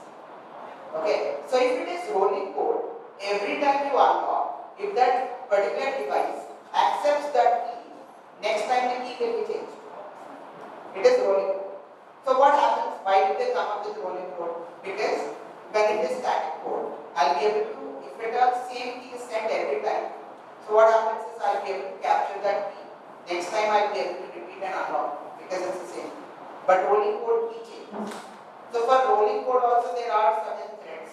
Like for example, I can cover up the keys with tin foil. If I have that key with me, I'll just cover up with tin foil so that that particular car won't accept that. It will not transfer the key or that frequency. Okay, so I'll be able to capture this particular tool. As the key is not accepted by the device, that key is still existing. So I'll be able to repeat it with that device and I'll be able to unlock it. So like that we have many threads in here where there is a possibility that without, so in 300 meter, like your car is there somewhere around in your college. So if I am in 300 meter radius, with my tool I'll be able to capture that frequency and later I'll be able to unlock it. I'll be able to repeat the same frequency and unlock it and get into your car. Or when you are locking your car, I'll be able to capture the frequency. When you get inside the car, I will send a frequency where you will get locked inside your own car. Okay, so a lot of threats arises. And this is used for IoT testings also. IoT, Internet of Things. Any device which is connected to network. And if if we are able to remotely control that device, it is IoT device. Your mobile phones and all. So any frequencies will be able to test it. Even not only that, your cards are there, right? You might have seen morning they might have told you. I don't know, I didn't get it. So I'm just guessing that they might have told you that, if you are having card even in your pocket if you have it. Okay. Every card is having a magnetic strip, right? Every card is having a magnetic strip which will emit some frequency. So using this tool, I'll be able to capture that frequency. That means I'll be able to capture all the details of your card. Your card number, CVV details, everything. Okay. So even though your card is inside your pocket, I'll be able to capture it using this tool if I go behind you. So that is what is happening. Your card details again they will be sold in dark web. You guys know? In dark web they will be selling your card details like like if you go in railway stations or somewhere in public areas, they might go behind you, beside you, they might capture. And they will misuse it where card shopping will happen. Like they will be using, this is called carding. Have you heard about it? Carding? No. Alright. Carding is nothing but what many hackers do is they buy card details from dark web and they use those card details by obviously using soft file proxies, which is a little more technical. But yeah, to hide their identity, they'll use proxies and VPNs. And they'll perform the shopping. Okay, they'll use your cards to do the shopping. And you guys know that you think that even if your card is lost, OTP will come to your device before transaction happens. That is what people think, right? Okay, so I am telling you that India is having a secure gateway. Payment gateway in India is secure. We have mostly 3D payment gateway. What is 3D payment gateway? 3D payment gateway means every time you want to do certain transaction, OTP will come to your mobile. And only when you give the OTP, then only the transaction will happen. Okay, but outside India, it's all about 2D payment gateway. That means you will not be getting OTP. So, by default, in your cards, in your banks, the international transactions will be enabled up to a limit. They will not take lakhs of rupees from your account. They will just target 2,000, 3,000, 4,000 from each account. Okay, that is by default enabled in many cases. So, what you guys have to do is, first of all, disable your international transactions in your banks, in your application you can open it, disable international transactions. So maximum amount of threats you can avoid. And second thing is, many people might have gone through some financial fraud, like their cousins or someone, some scam might have happened and they might have lost some money. So you don't have to worry about it, immediately. So immediately if you realize that you got scammed, immediately you can go to bank and raise a complaint. If it is credit card, so within 24 hours if you go and complain, they are going to refund your money back. Okay, so you need to remember, debit card or credit card, first immediately go to bank and ask them. So many cases you will get refunded back if you react before 24 hours. Okay, so but yeah, anyways there is financial fraud number also, if you want I can give you customer care number where you can directly, if at all you go through a financial fraud, you can call them up government. And you can tell them that you have gone through, they will tell you the process you can get refund of. Okay. Now moving forward into our hackathon, if you guys are able to see, in this particular video, it's there on my Instagram too. So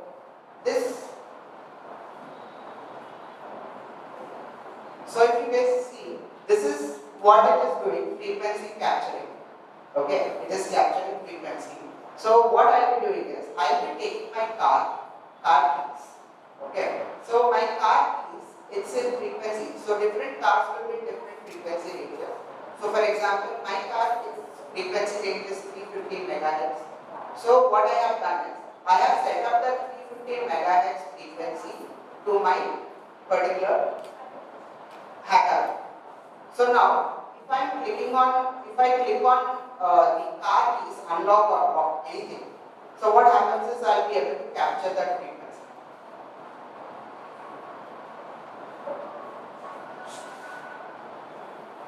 Okay. So can you guys you'll be able to see now.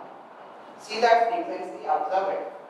You'll be able to find, if I click on that button, can you see that I'm able to capture a frequency data here. Got it? Are you able to see? I'm able to capture the frequency. So here we have, the best part is in this hacker, we are having an option to capture that, we'll be able to save that captured file. Whatever frequency that we have captured, we will save it. Okay, so we will save it in our system, we'll save it in our SD card which I have kept in hacker, and I will be able to repeat that frequency. So you see, I have captured the frequencies and I will save that frequency. After saving it, I will go to my recorded folder.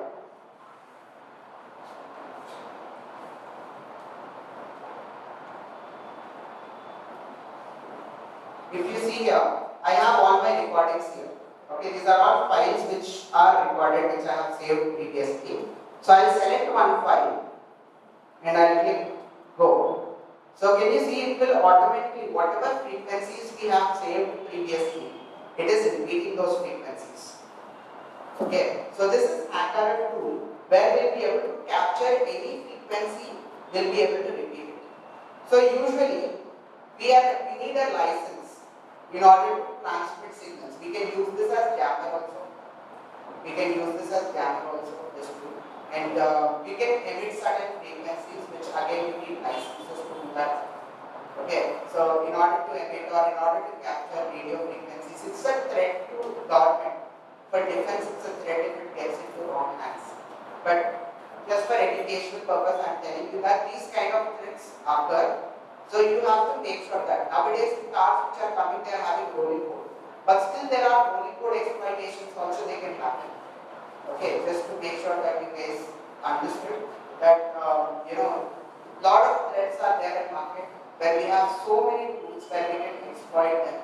So first of all, when it comes to your card, okay, in order to make sure that your card frequencies are not captured, we are having wallets. Okay, specially designed wallet, you will get it in Amazon also, where we are having a small pockets where that is NFC protector or RFID protector, where that wallet will not allow your frequencies to come out of it. Yeah, so there are certain wallets which will protect you from your frequencies going out. So if it is there in that pocket, your frequencies will not go out. And also make sure that your Wi-Fi is disabled. People who have easy access, they enable Wi-Fi, just tap and pay. So don't enable Wi-Fi. Disable Wi-Fi and make sure that disable international transactions. And also make sure that you maintain a simple wallet, just a pocket. It will barely cost you 100 rupees or 200, somewhere around that. So small wallet with all your cards you can keep in that particular wallet, so that your frequencies will not go out and you can stay secure to some extent. Alright? Okay, so if you guys want to see the tool, I will be able to show you guys. But I don't know how you guys will be able to see. I guess camera is also there.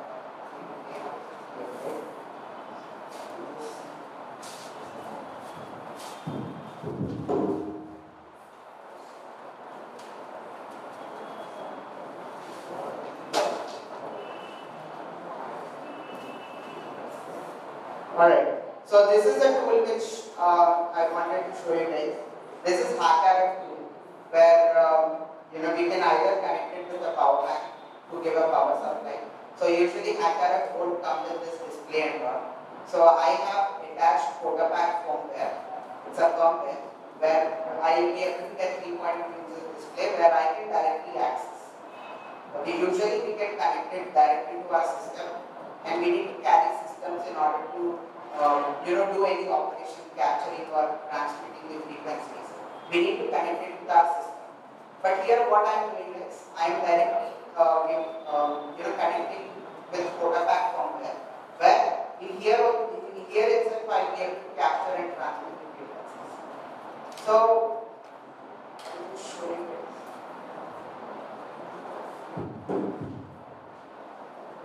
Also, I hope you guys are able to hear me. So if you see this antenna is also a huge antenna where we can also capture any frequency the conversations. That is why it's a threat to government that you will not be able to easily get this kind of perception. But yeah, apart from this, we also want to see some other tools which we use. Yes?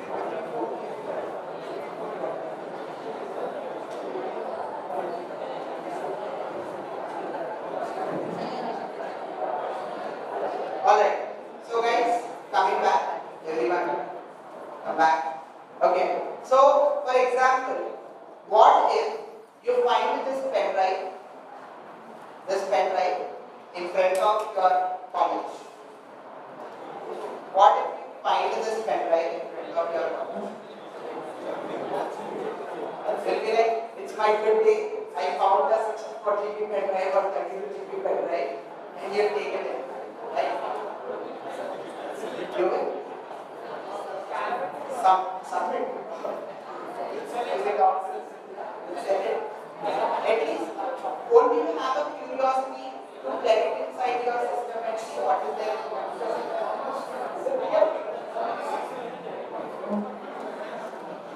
Matters. What's there? At least, okay, you guys are different from others. You guys are very much truthful, honest, and you don't want to actually use it. Let's suppose there are your friends. What do you think your friends will do? They'll plug it in. You won't plug it, but your friends will. Alright. Okay, so let's say, see, if I want to target an organization, okay, if I want to target an organization or a college, a simple thing is, I drop this 10 pen drives in front of your college. Someone or others, they'll take this pen drive and then plug it inside their company organization. Like, obviously, see, if I drop it in cellar, people will take it, they'll go sit in their office, they'll plug it inside their system. So this pen drive is rubber ducky. This is not a pen drive. It is rubber ducky software. It's a rubber ducky hardware tool. Okay. So what will this tool do? This particular tool, I'll be able to open it up, and there is an SD card inside this tool. Okay. Where you might have heard wanting versions, backdoor access, keyloggers. You have heard wanting? Yes. Yeah, probably you might have not given that concentration or attention to it. But anyways, Trojan or hidden entry is nothing but I'll be able to get backdoor access to your system. That means I'll be remotely able to control your system. Okay, without you knowing, your camera access, your keyboard access, everything. Whatever you type, I'll be able to see. But you don't know that I'll be able to see. Okay, so that is hidden entry. I'll be getting a hidden entry to your device. So how is it possible? So this particular pen drive, what it does is, it will inject keystrokes. What are keystrokes? When you are typing, you are stroking something. Okay, usually let's say per second you will be able to type 30 keystrokes. This will be able to send some thousands of keystrokes. Okay, so this is actually identified as human interface device. What is that human interface device means? HID means keyboard, mouse. These are all human interface device, right? So this will be identified as human interface device. So even if you are having firewall in your system, your firewall will think that you are typing your keystrokes. So if I inject a malware, usually if some malware comes from outside, your firewall will block it. But if you yourself is typing your own malware, why will firewall block it? Right. As it is detected as human interface device, I'll be able to just inject it. I'll be able to automatically keystrokes will get executed, payloads will get executed. I'll be able to steal your passwords from your code or sessions or get reverse connections from your device. And I'll be able to misuse your device as I can use your device as slave. Do you know DOS attacks, DDoS attacks? Yes. Right? You might have seen recently so many companies, WhatsApp was down, Instagram was down, YouTube was down, Google was down, big organizations were down. What is the reason behind it? DOS, DDoS attacks, distributed denial of service. Means what? There is one hacker who is having millions of devices compromised in this world. Okay, throughout the globe, he has millions of devices compromised. So if we send one command, all your devices will send request to that particular target server. Okay, so your website will go down. So for example, when your exam results get released, I don't know if you guys face it, but in our university we face, where if your exam results will get released, If you go and want to check out your results, it will be server will go slow, right? You saw that? Why? Because many people are at a time. So there are probably 2,000 people in your college. So your server is not able to handle even 2,000 people. It will go slow. But just imagine if millions of people send requests to one server. Obviously, it will take time for firewall to detect it and temporarily block it. So it will be at least down for 1 hour or half an hour or 45 minutes. Even big organizations at night, it is a nightmare. We are having so many techniques like wavelet analysis in organizations. We have wavelet analysis, or we have signal analysis, we also call it as signal analysis, or we use load balancers. So we have many techniques in order to overcome it, but still it's not 100% sure that we'll be able to stop it. Because we are talking about millions and billions of requests every day. It cannot handle. Okay. So this small pen drive, it can give me access to one of the device which is connected to this college network. If you plug it in. If I get inside your college network, from that device I will be able to get into other devices. Okay. So once a hacker enters inside a network of an organization or a college, it's a nightmare. So usually what organizations do is, they disable USB ports. You know, in MNCs, you will not be able to plug in pen drives. They disable USB ports. But in many colleges and all, still they are not aware of it. So I guess, in your labs and all, you will not be having that disabled. So you will still be able to plug it. So, but just to give you the information, if possible, just disable USB ports. Okay. But yeah, that if see 90% of cases, if organizations are getting hacked, it is because of lack of employee cybersecurity awareness. Okay, so cybersecurity is not just for someone who want to enter inside the industry and do a job. It is for everyone, non-technical, technical people, every household should know about it in order to protect themselves and protect their family against cyber threats. Okay, and getting into jobs and all again is secondary, which is again getting a job. It's a very, obviously there are so many opportunities there which gives you huge amount of salaries depending on your skill set, and also it will be very challenging and very interesting jobs in cybersecurity. But yeah, coming back, apart from this we are having so many such tools. If this is Sun, there is a grandfather for this that is called Bash Bunny. So that tool is also there where we can directly we can change the modes also. Okay, here every time I need to remove the SD card, load payload and send it. But there is Bash Bunny where we can directly inject the SD card and remove it and do all the things. So like this we have so many tools. And apart from this, we are having a tool called Wi-Fi Pineapple.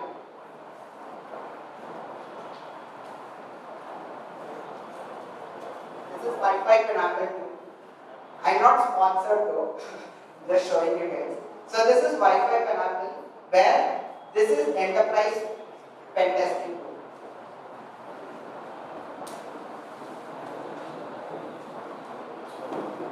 Okay, so if you see this, there are 3 antennas for this also again. Okay, so when this particular tool, what it can do? We can do Wi-Fi hacking. Okay, not just Wi-Fi hacking. We have many attacks in here, like evil twin attack, evil portal attack, and all. Okay, so what can a hacker do with this? Will be able to disconnect you from your own network. Just imagine that I am your neighbor. You are within my range. Okay, so even though I don't know your password, I have nothing to do with your password. I don't need it. Okay, you are within my range. You are bound. So what I can do is, I'll be able to see your Wi-Fi name obviously, right? Your Wi-Fi name is something like ABC. Let's assume that your Wi-Fi name is ABC.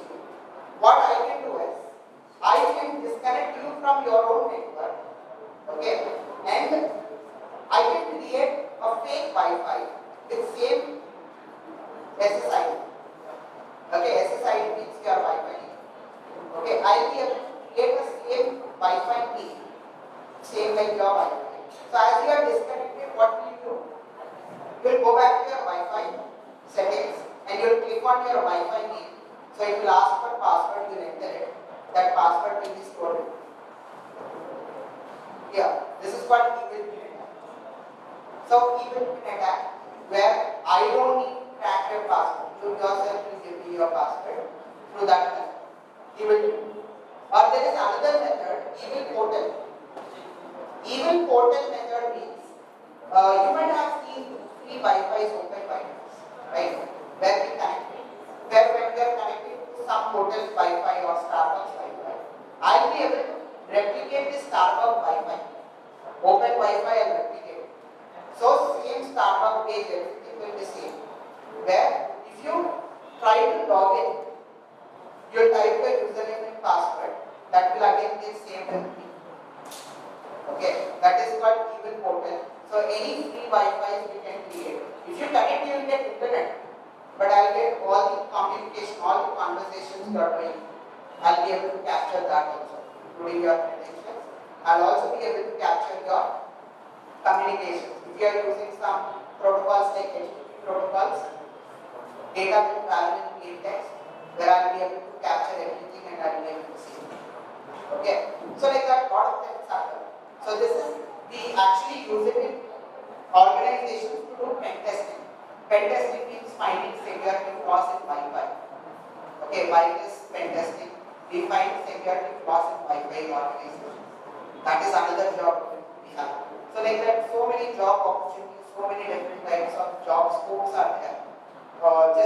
This is Wi-Fi can happen like this. We have alpha network adapters also. Where what we can do is, we can capture your keys. So whatever data you are sending, it will go from your router to internet. Right? Router is your access point, where it will send your data to internet. So all the devices which are connected to your Wi-Fi, it will send your data to access point. From access point, it will go internet. So whatever data is coming to the access point, I'll be able to capture that data. So if a device is trying to connect to that access point, I'll be able to capture the session key. That means if the device sends a password to this particular access point, if the password is correct, there will be a handshake happening between this router and that device. So if password is successful, the handshake will be complete. Then there will be a key, session key. So we'll be able to capture that session key, brute force it, convert it into plain text, and connect to your Wi-Fi. Are you understanding? So there are many ways for a hacker to get inside your network through multiple tools like this. So I'll also tell you guys one more thing. I'll be showing you phishing attack. Phishing attack means we can create a fake website. Like you will be getting many WhatsApp forwards, right? Especially during the Diwali season or during the festival time, you'll get the great Indian sale in Amazon. Okay, so you can buy this item for 2,000 rupees. MI mobile phone for 2,000 rupees. Or you can buy some iPhone for 5,000. A lot of people fell into this trap. Right? And apart from this, you'll be getting this kind of links where spin wheel frauds. Right? You click on that spin wheel, anyone who clicks, they'll get an iPhone. Get forwarded to 5 friends and 5 groups. Everyone will forward, but that never comes to you. So you are giving your data, but the website looks like Amazon or some known website. Okay, these attacks are phishing attacks, where it comes into category of social engineering. Morning you might have listened to phishing attack and all. This phishing, or there are more tailgating, piggybacking, like that. We have so many attacks in social engineering, where it's art of human psychology exploitation, art of exploiting humans. Okay, where what we do is, not hackers, illegal people, what they do is, they do research, they target a particular guy who is having lesser background actually many times, and they will try to maintain relations with him. Okay, they'll just try to gain their trust. Okay, once the psychologist is human psychology is once we trust someone, it might take 1 month, it might take 1 week, or it might take 1 year. Once we trust someone, we automatically share our private information with them. Right? So that is what the hackers target is. They try to make you trust them. And they gain your trust, start exploitation. Don't tell me it's your boyfriend or girlfriend. But yeah, there are many people who are outside who will try to do that. But don't just blindly believe people who come and take your information. Okay, be careful about it. But anyways, here I am going to show you a real-time phishing attack where within seconds we can create a fake attack, fake website, and we'll be able to send that link to victim. So if victim opens that link and type their username and password, we'll be able to capture it. So how it is done? We have an operating system called Kali Linux, mostly we use it in order to do any kind of hacking. There are fantastic distributions like Kali Linux, we have Parrot OS, Black, and all. So I'll be showing you Kali Linux. Give me a second.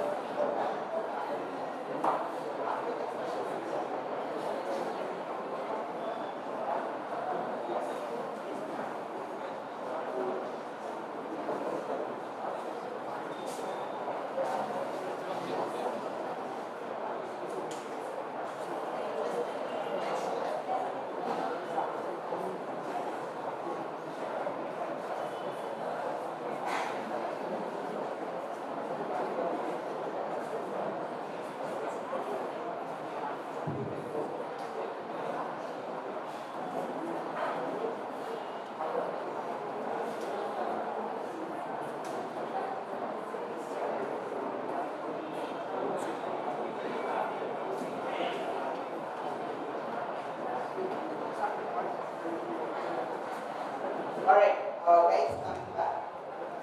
So right now, I'll be showing you, this is Kali Linux, it's getting switched on. So before it gets switched on, I'll tell you guys that. So there are many phishing attacks. We have location phishing, cam phishing, or website phishing. So many phishing attacks are there. So the ultimate goal of phishing attack is to get sensitive data from victim. Okay, so I'll just show you guys how that links are created and sent to victim. So once victim clicks on it, you'll be able to get that sensitive data. So I'll just show you quickly.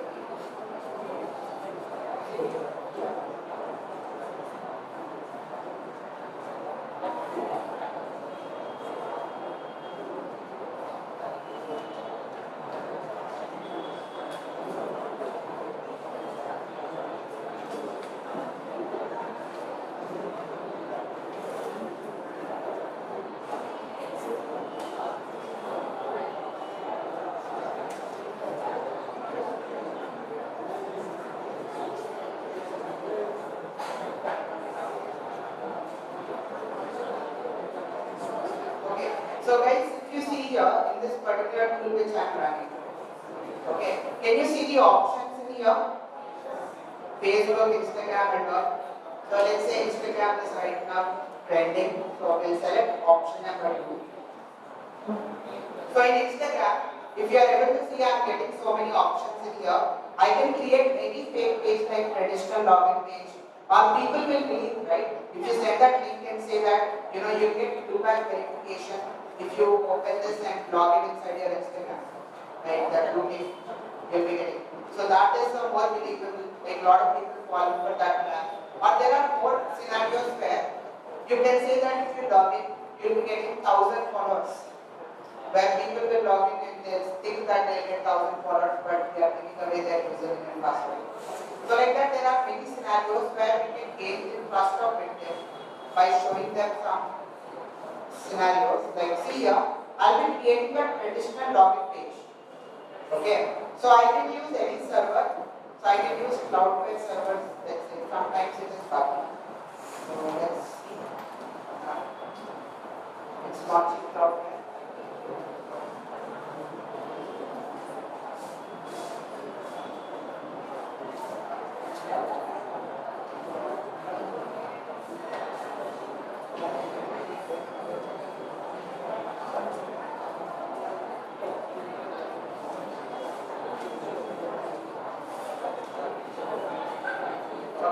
So guys, can you see here?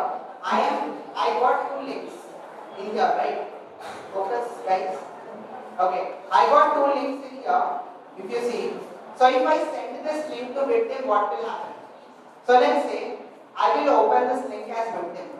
Okay. So if I open this link, or if I send this link to victim, and if victim opens this link, let's see what happens. Okay, so can you see this particular website guys? Is it looking original? Like original Instagram page? This looks like original Instagram page, right? So if victim clicks on the link, they'll be getting directed to this particular fake page, which looks exactly like a original page. Okay. Now just with victim clicking on the link, we'll be able to get victim IP address. First, if you see the terminal of mine, can you see this IP address? So, the victim who clicked on that link, I got their IP address. Okay. And next thing is, if victim types some username and password, and click login.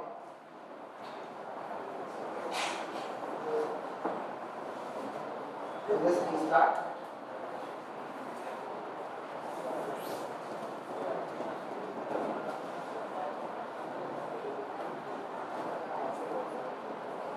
So if victim uses their username and password, and when they click on login, so they get redirected to actual original page of Instagram, but the hacker in here will be able to get the account details of victim who has logged in. Yeah. So this is called phishing attack, where it's not just about some username and password. We'll be able to capture your card details. Right? When you are making some payment in a fake website, so I will be able to capture that card details of yours and misuse it. Or I will be able to capture your location details. So you need to be aware of all these kinds of phishing threats. Clear? Yes. Alright.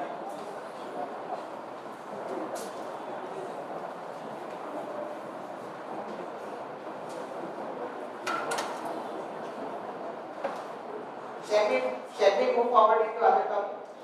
What it is? Involve me in that discussion also.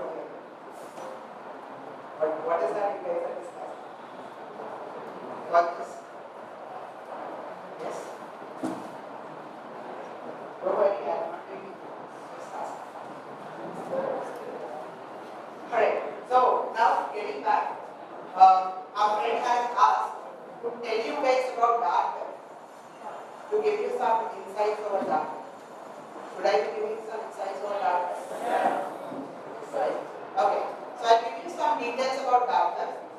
So first of all, do you know surface web and dark web difference? What is the difference?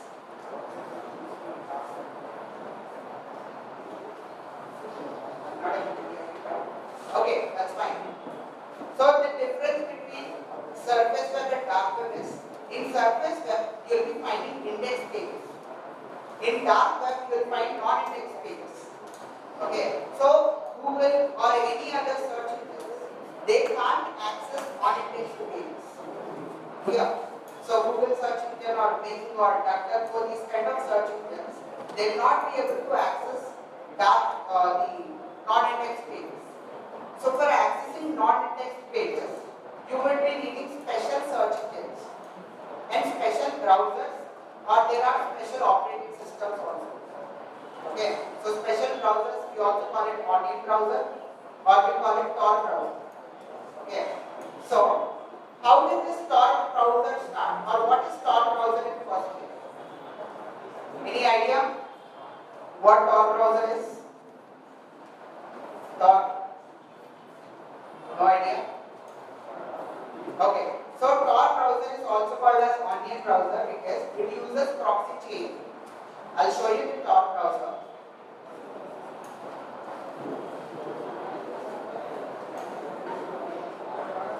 So I'm opening Tor browser. And can you guys see? It's unlike normal browsers. What is happening here? You are able to see this connecting to what? Dapper. It's a normal browser where you can use it for normal searches also. But you'll be able to access search engines like IABR, Notable, Torch. These are all search engines. There are many where only through these special search engines you'll be able to access dark web. Okay, but how to access this dark web and what is difference in Tor browser than other browsers? So if you see in Tor browser in this project, if I do a normal Google search, okay, I'm just searching Google.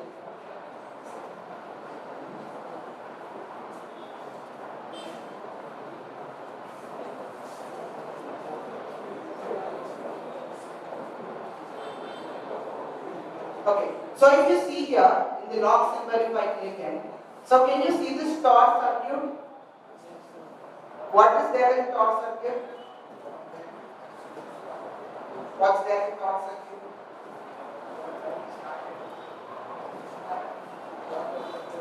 So from this browser, it is going to Poland. Okay, it is going to server which is located in Poland. The IP address of that server you are able to see here. Okay, from Poland, it is going to Netherlands. From Netherlands, it is going to Switzerland. From Switzerland, it is going to destination. Are you able to see? So, from our browser, it is going to Poland. From Poland, it is going to Netherlands. From Netherlands, it is going to Switzerland. From Switzerland, it is going to destination. That means any request you send to internet, when you send to your destination, it will travel through 3 different countries and it will reach destination. That means if you do certain crime, so if they want to trace you back, they need to backtrace and they have to go to again from Switzerland to Netherlands, from Netherlands to Poland, from there to India. Okay, it's a long process where we have 3 chain, we have 6 chain, we have 12 chain. That is to 12 different countries also you can pass in. So what happens is it will become difficult for the department to trace the victim, the hacker, if they use it. But here, again if you go to little technicality in the Tor browser, a lot of people just by knowing Tor browser we can access dark web, they'll go and access dark web. Again they'll fall into trap. So the scenario is, in proxies means what? It is, there are multiple proxy servers. So we are connected to one country to another country and reaching it. So you need to understand that in proxies you are having HTTP proxy, you are having SOC4 proxy, you are having SOC5 proxy. Tor browser by default it uses HTTP proxy. That means your data, even though it is traveling through multiple countries, your data is not encrypted.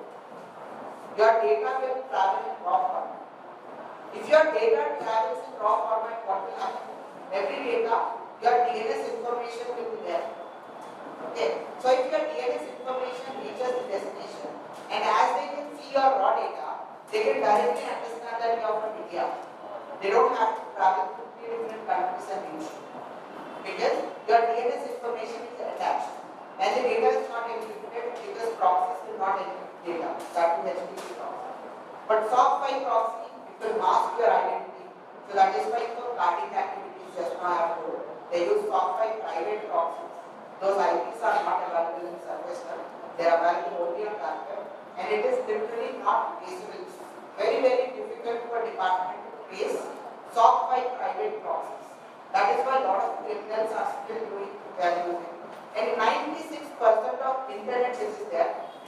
combined with dark web. Okay, 96%. So remaining 4% of internet only normal users are able to access. That is surface web. Like .com, .edu, .org, these kind of websites which are there. Those are all available on surface web. Dark web you will have only .onion. Okay, .onion extensions. Alright? So for that you need special search engines and all. But I don't suggest you get visit dark web.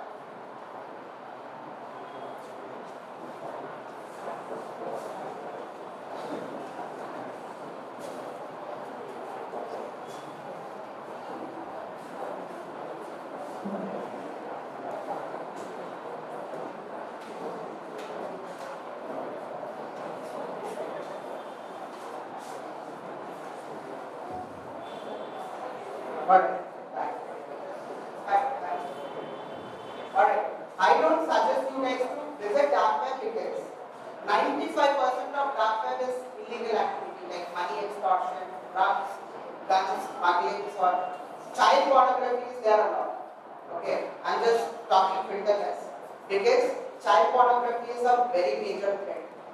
Like it is in a such an extent where just for infant babies are also sent into this dark market. Where there is a region in Philippines where their parents will send their kids to this because it's the way to earn easily. So throughout month they will work and they'll get let's say 3,000. They'll send their babies to for half an hour or so to get foods. Okay, so called adult foods, and they'll get the money. So a lot of people for easy money they send their just born babies or they smuggle babies to do this such kind of activities. Okay. So if you have Netflix account, there is a documentary on dark web where you can see there is a research center in Canada where they wanted to eradicate it. They just want to find a solution how to fix it. Okay, so what they have done is they have built an AI robot. Okay, artificial intelligence robot. It's like a 6-year-old girl. It looks like a 6-year-old girl robot. Yeah. So it's called Speedy 2.0. Right? And they have introduced that small AI robot, 6-year-old girl, into 90 chapters. Okay? Where when they have introduced that small girl in 19 chapters, within 2 weeks they got more than 20,000 requests. Okay? Just imagine, for a small 6-year-old girl robot. And they wanted to trace them back, but only 100 addresses they got roughly, where 9 people gave their exact address, where they got lifetime home imprisonment, crime they have gotten. And now the thing is, right now, in 19 chat rooms, for a 6-year-old girl robot, they got 20,000 requests. Just imagine there are 46,000 chat rooms which are known. Okay, 19 chat rooms to reach 20,000. There are 46,000 chat rooms which are known. There are many more. So I hope you can imagine in which extent this is this dark web activities. And there it is very difficult. But the project who built, you guys have an idea? You guys have an idea who built this thought project in the first place? Any idea? US Navy, government itself, they have done this project. Olden days, when they were traveling from one country to other country, few people used to speak inside and they used to communicate using this thought. But later what happened is this project got leaked in different countries. So it got leaked from China, India and all. Everyone started using it for illegal activities because it's very difficult to trace. Now, India the government has kept a new rule, if you have seen, for VPNs. What people used to do is, they used to use VPN combined with proxy chain to use Tor browser. They also use VPN. Why? Because VPNs will encrypt data, Tor will take you through multiple countries. So your data will get encrypted and you will travel through multiple countries, so it will be difficult to trace it back. But a lot of people, again, they fall into this scenario that there are free VPNs, paid VPNs. Okay, previously what happened is free VPNs will store every user data customer who is using that free VPN server, they'll store all the customer data. All the logs are stored. So if you connect to free VPN and do some illegal activity, from department I'll be able to send a notice to them and they will give me your information. But when it comes to paid VPNs have a policy that is no log policy. No log policy means you will not be getting the VPN services providers, they will not store your information. Okay, so even though we send a notice, they will not be able to get your information because they have a policy, no log policy. But now, government has come up with a rule recently. Okay, so they have came up with a rule that every VPN service provider, they need to store every user details up to 5 years. For 5 years they need to store. Now it became more difficult for hackers. Now it started. So it is up to some extent we can stop the crimes. Okay, now that it will be easier for us to get data even though people use VPNs. Yeah. Yes. And any other queries, guys? Done? Yeah? Yeah.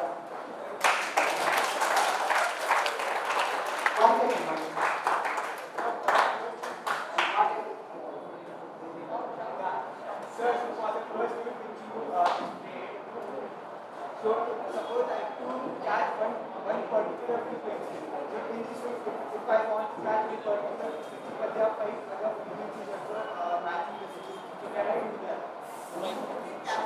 You can capture multiple frequencies. No, but I want that in particular frequency, not other. See, if you know that that particular frequency is ranging, let's say 315 megahertz. If you know that that particular frequency is 315 megahertz, then you can go and capture that particular frequency. Okay, so if I know that my car or some other car, the car frequency ranges from 300 to 500. Cell phone signals ranges 2 gigahertz. So there is a difference in the bandwidth. So you will be able to differentiate from one signal to other signal. This is a car signal, this is a radio signal. 91.2, you have right, radio 91, 93.2. So if I set up my RFID to that particular 91.2, I'll be able to capture that radio frequencies and I'll be able to listen to that radio also. Okay, depends on what frequency you are targeting. Alright? Okay, so guys, at the end, so probably in future, I might create more videos on hacking tools like car hacking. So you guys can reach out to me in Instagram or Facebook or anywhere. So this is my social media platform where you guys can connect to me on Instagram or Facebook where you're interested. So I'll be sharing more amount of hacking stuff, videos. Fortunately, YouTube I try to upload, but obviously there are many strikes for the videos. But Instagram, fortunately, it is not striking my videos as it is hacking videos. So I'll be sharing more stuff on Instagram. Alright?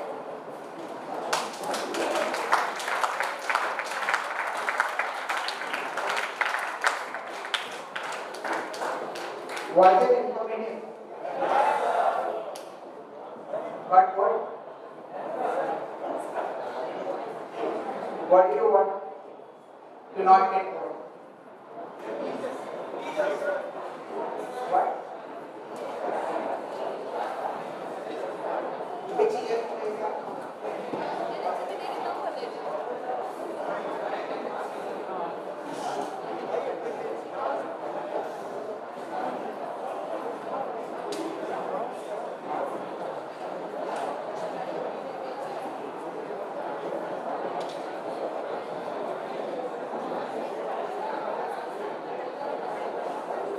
And the session 3 for the day draws to a close.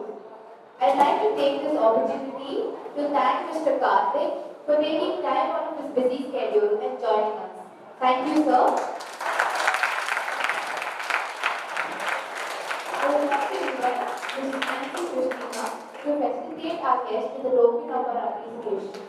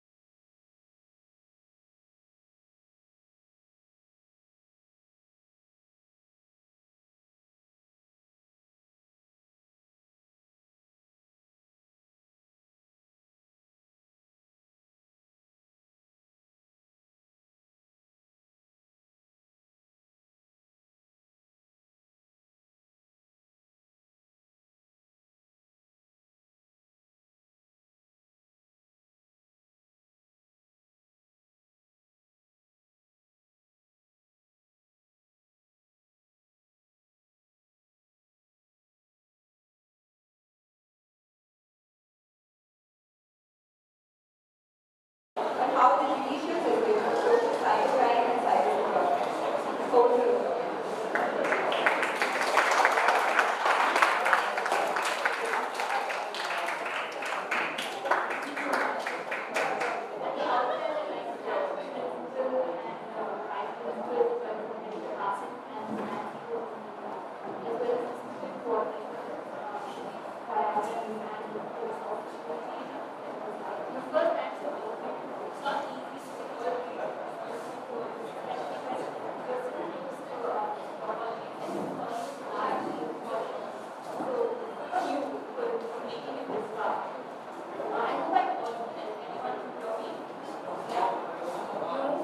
Can you hear me now?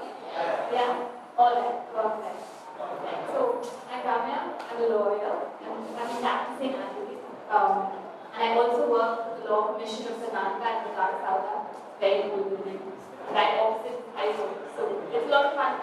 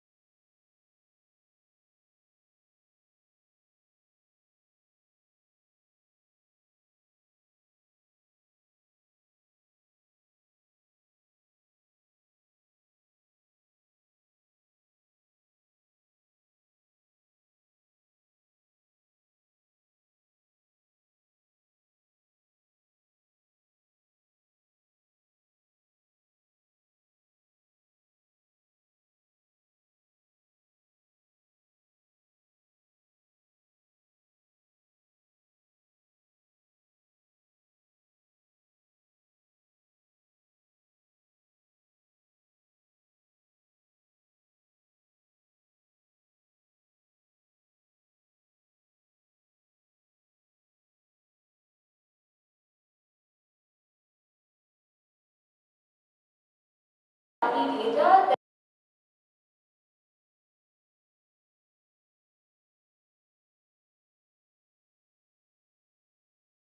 accurate because you don't have enough reporting. Not everyone would report that they were victims of cybercrime.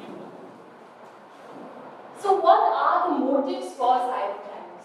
The first one, of course, is anonymity. You're hiding behind a computer and behind several masked IP addresses, and as the last speaker just took us through how a server, a proxy server can go through several different countries. A cyber criminal have that confidence of not being able to be detected as quickly as a normal criminal, right? So that acts as a bit of a safeguard and a bit of a confidence push for criminals. The second one is achievement. It seems very strange, but a lot of people commit cyber crimes not for mere profit, but just to prove that they have the skills to pierce through websites that are highly secure. So these could include government websites or military portals, things that normal people like you and I don't have access to. So this sense of achievement and pride to show that they do have the skills is one of the motives for cybercrimes. And you often find several young children or high school students hacking into Bitcoin exchanges as well. Cyber-terrorism is another motive for cybercrimes, and as you've heard about all the a lot of financial transactions are mainly digital now, so hacking into a country's digital financial system could possibly cripple a country. You also have political reasons, either politically motivated reasons, doesn't have to be election related, but it could be as well. And a very interesting motive for cyber crimes is corporate espionage. So companies do have rivals and the world is very competitive. Companies might want to get an edge over another competitor by stealing their data, by getting their customer data, by getting their trade secrets, by getting their patents, and using all of that to help promote their own growth.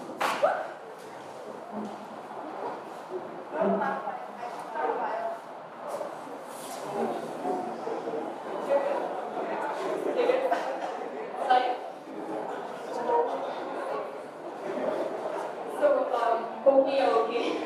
Okay. Alright. So the two,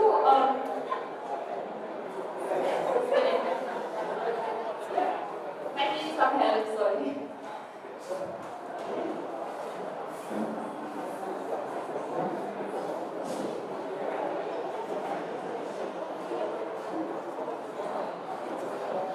We're back. Can you see? Yeah, alright. So the two broad types of cyber crimes would be crimes that target computers and criminal activity that uses computers. So the actual impact of the crime could be to, hamper with a computer network or a database, especially if it's a government-run database. And others are basically impact that's felt by people, but the crime is conducted through a computer. So these are several types of cybercrimes that you are already aware of. These are quite dangerous. There's also data breach, when some people can steal your data, website defacement, which could just be a prank, cyber squatting, which is very interesting, where a lot of lawyers also get involved, when some people try and squat over several domain names, and they extort a lot of money from a person who's the genuine owner of the domain name. There's also cryptojacking, which is illegal mining of cryptocurrencies, online drug trafficking, and espionage. So identity theft, as you all are probably already aware of, is used to steal information using personal data. And how many of you all have seen some of your friends post things like, please don't accept friend requests from a person who had my profile or my picture. So that's why they ask you to report a particular account. So this is just a report from Instagram where you can block an account because it's pretending to be someone else. There's also phishing, wishing and smishing, as you are all probably aware of. But these sound very funny, but the consequences are not so funny. This is an example of a text message I receive quite regularly. I don't even know why, because I don't even play Rummy. So phishing is by email, phishing is by way of telephone, where they try and secure your details over a telephone call. Phishing would be by asking you to click on a link that's sent via email, and smishing is a link, I guess, on text message. There's also DDoS, which is a way of making a few websites unable to use or access.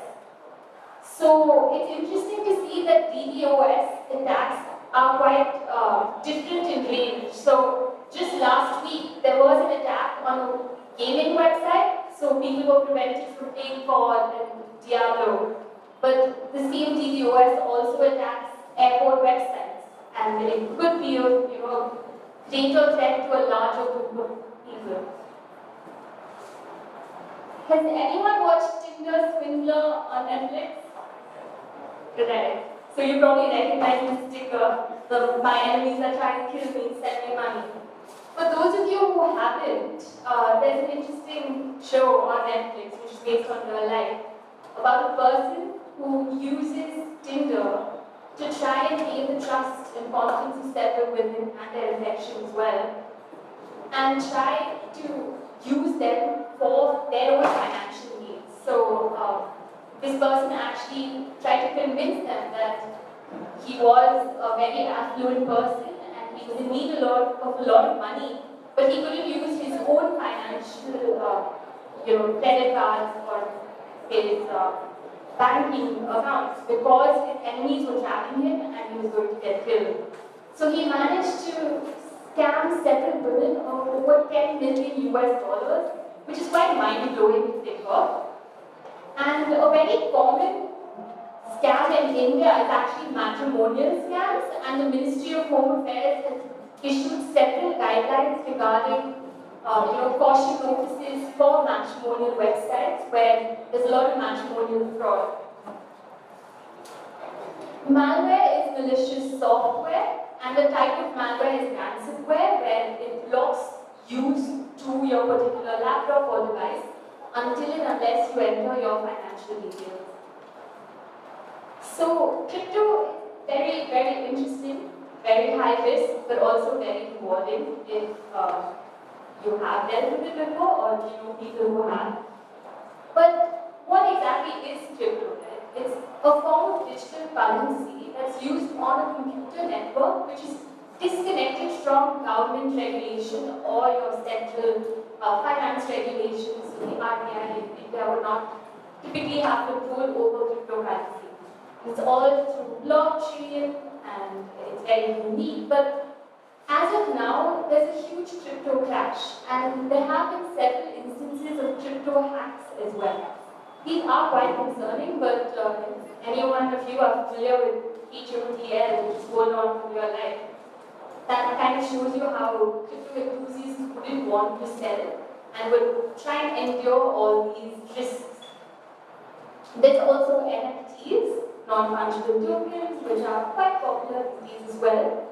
It's basically whose ownership of a particular asset. It could be artwork, but it's not limited to artwork. And the ownership is again recorded in blockchain. So the reason why I'm highlighting crypto and NFTs is because of a recent hack in March, which some of you might be aware of, where Ronin, a sidechain of Ethereum, which is linked to Ethereum is one of the cryptocurrencies, was hacked, and it was mainly used for an NFT game called Axie Infinity. And the amount of money lost was over 600 million US dollars. So these things are very concerning. But it's also so new that not many people know how to wrap their heads around it, and the governments all over the world are still trying to scramble to figure out how to regulate something that typically isn't regulatable. A lot of my friends keep asking me about the legality of crypto, and as a typical lawyer, I don't give them a proper answer because it's so new. So, as of now, the Indian stance on cryptocurrency is that it's not explicitly legal, but they have acknowledged the existence of crypto. So, Schedule 3 of the Companies Act, a very recent, March 24, 2021, states that if there's any company that has invested in cryptocurrencies, these disclosures have to be made. Similarly, the recent union budget stated that cryptocurrencies or virtual digital assets will be taxable, but at the same time, they also stated that mere taxation doesn't imply that it's legal. So it's not a straight answer from the government either. So it's still murky waters, like I said, not explicitly legal, but there's no official order prohibiting any banks from allowing people to use money for crypto exchanges. But it's very important to be very aware and cautious if any of you are using investing in crypto, please read carefully and don't just invest in cryptos that aren't very popular, exchanges that aren't very secure. Coming to the law. The main laws that surround cyber crimes aren't typically laws for cyber crimes. The Information Technology Act that came out in 2000 was mainly for e-commerce, but it does deal with certain aspects of cyber crimes. Same with the Indian Penal Code 1860, which is just a code for crimes in general. So certain provisions, I won't go into too much, I'll just talk about some of the examples of crimes that are connected to the IT Act. Section 65 is tampered with computer source documents.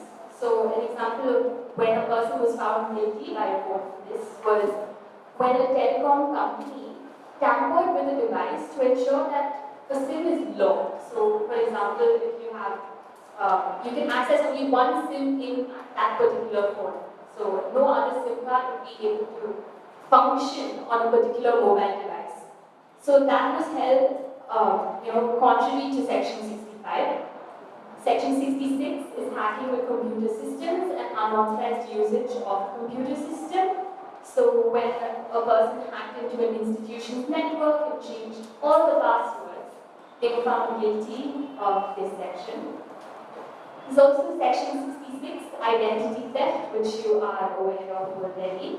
So obtaining login passwords, cheating accounts, and diverting all the funds back to the person's account the accused made that person guilty of Section 66C, along with other provisions of the penal code. Section 66D is cheating by impersonation using computer resources. So this is basically catfishing, right? Posing as someone else on the internet. I'm not sure if I messed that up yet. I did.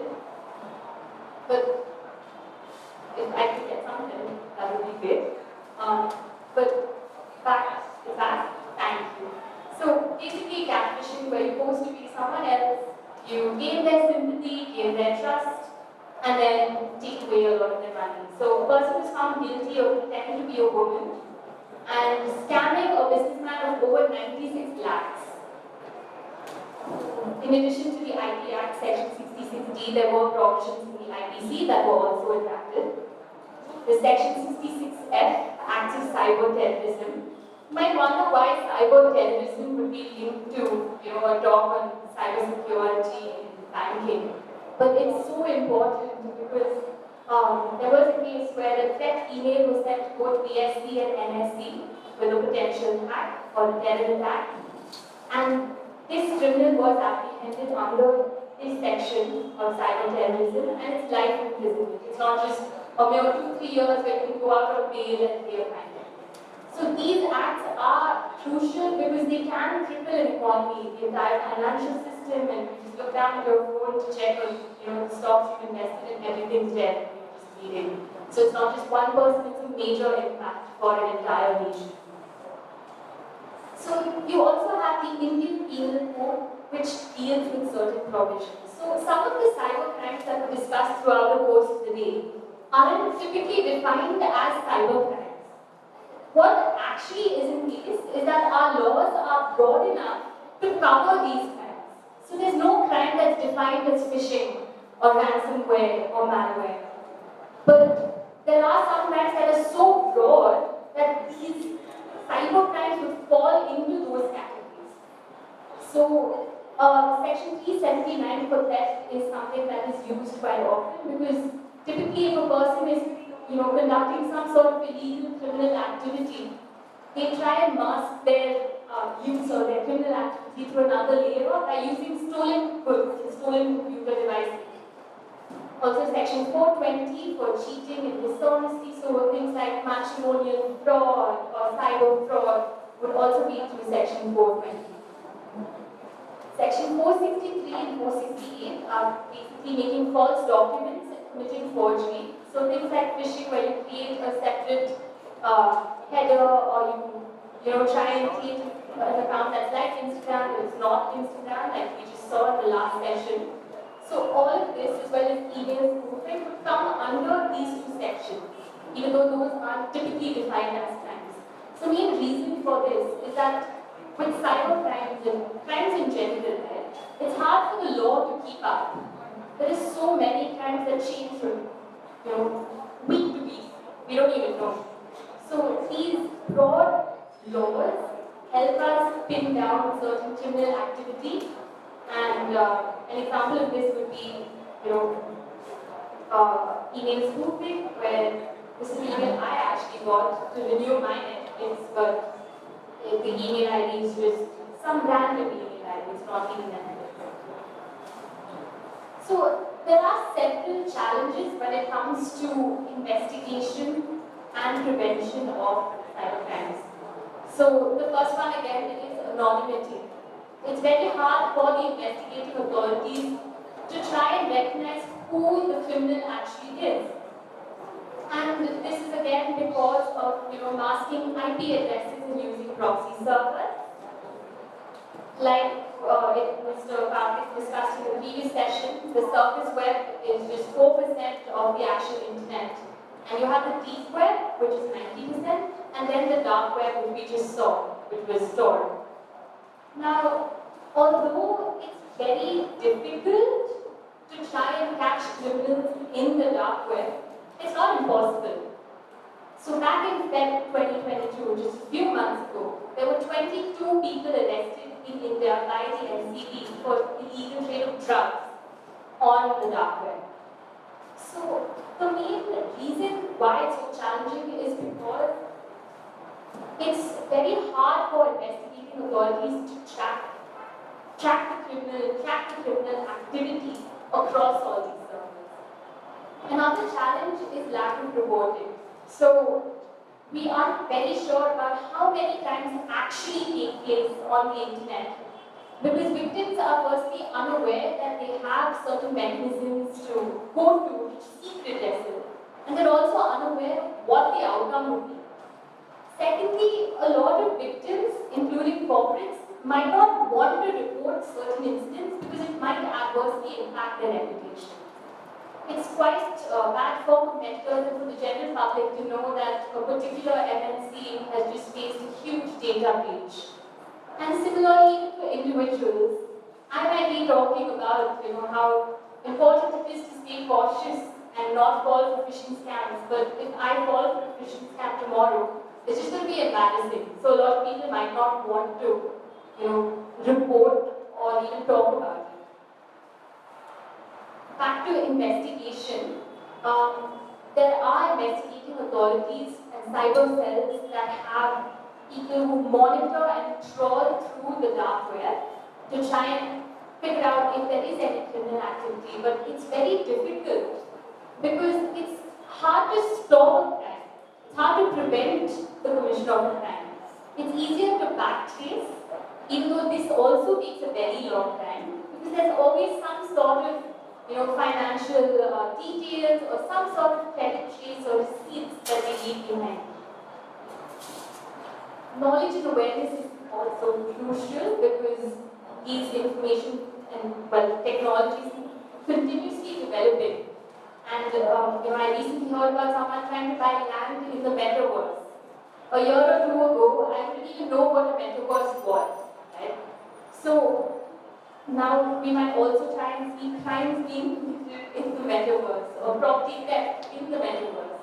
It's a very interesting, growing, nascent space. But this also means that the people involved, key players, the investigators, the police, the lawyers, the prosecution, even the defense to defend such cyber criminals, have to be lifelong learners. They have to keep abreast with the changes in technology and try and come about changes to make sure the law can keep up.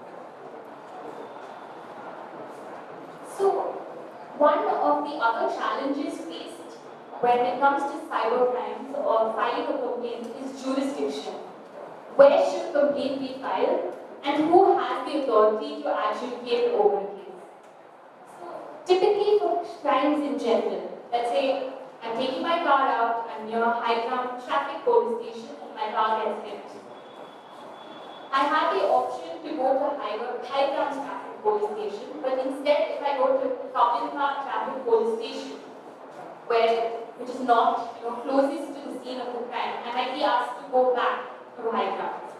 So jurisdiction is territorial in general when it comes to crime. Basically, you need to approach the nearest police station closest to where the crime was committed or where the impact was felt in order to lodge a complaint. And it's same with respect to the court that tries the case. Now, the Criminal Procedure Code, it talks about local jurisdiction where it was committed, and if there is uncertainty as to where an offense was committed, which is quite true in the case of cyber crimes. For example, if there's a person in Bombay who's hacking into an institution server in Bangalore through another server routed through Kanpur, where would jurisdiction be is one of the main questions that puzzles people. They don't even know where to file a case, right? But the answer would be in any one of these cases. So that way, jurisdiction isn't a very big issue when it comes to cyber crimes. So the main things to remember is, if you're unsure where the criminal activity originated from, you can always go to the nearest place where the crime was committed, actually, where the victim felt the impact. The IT Act also applies to people out of India, which is right there in Section 1. But then it comes with a rider in Section 75.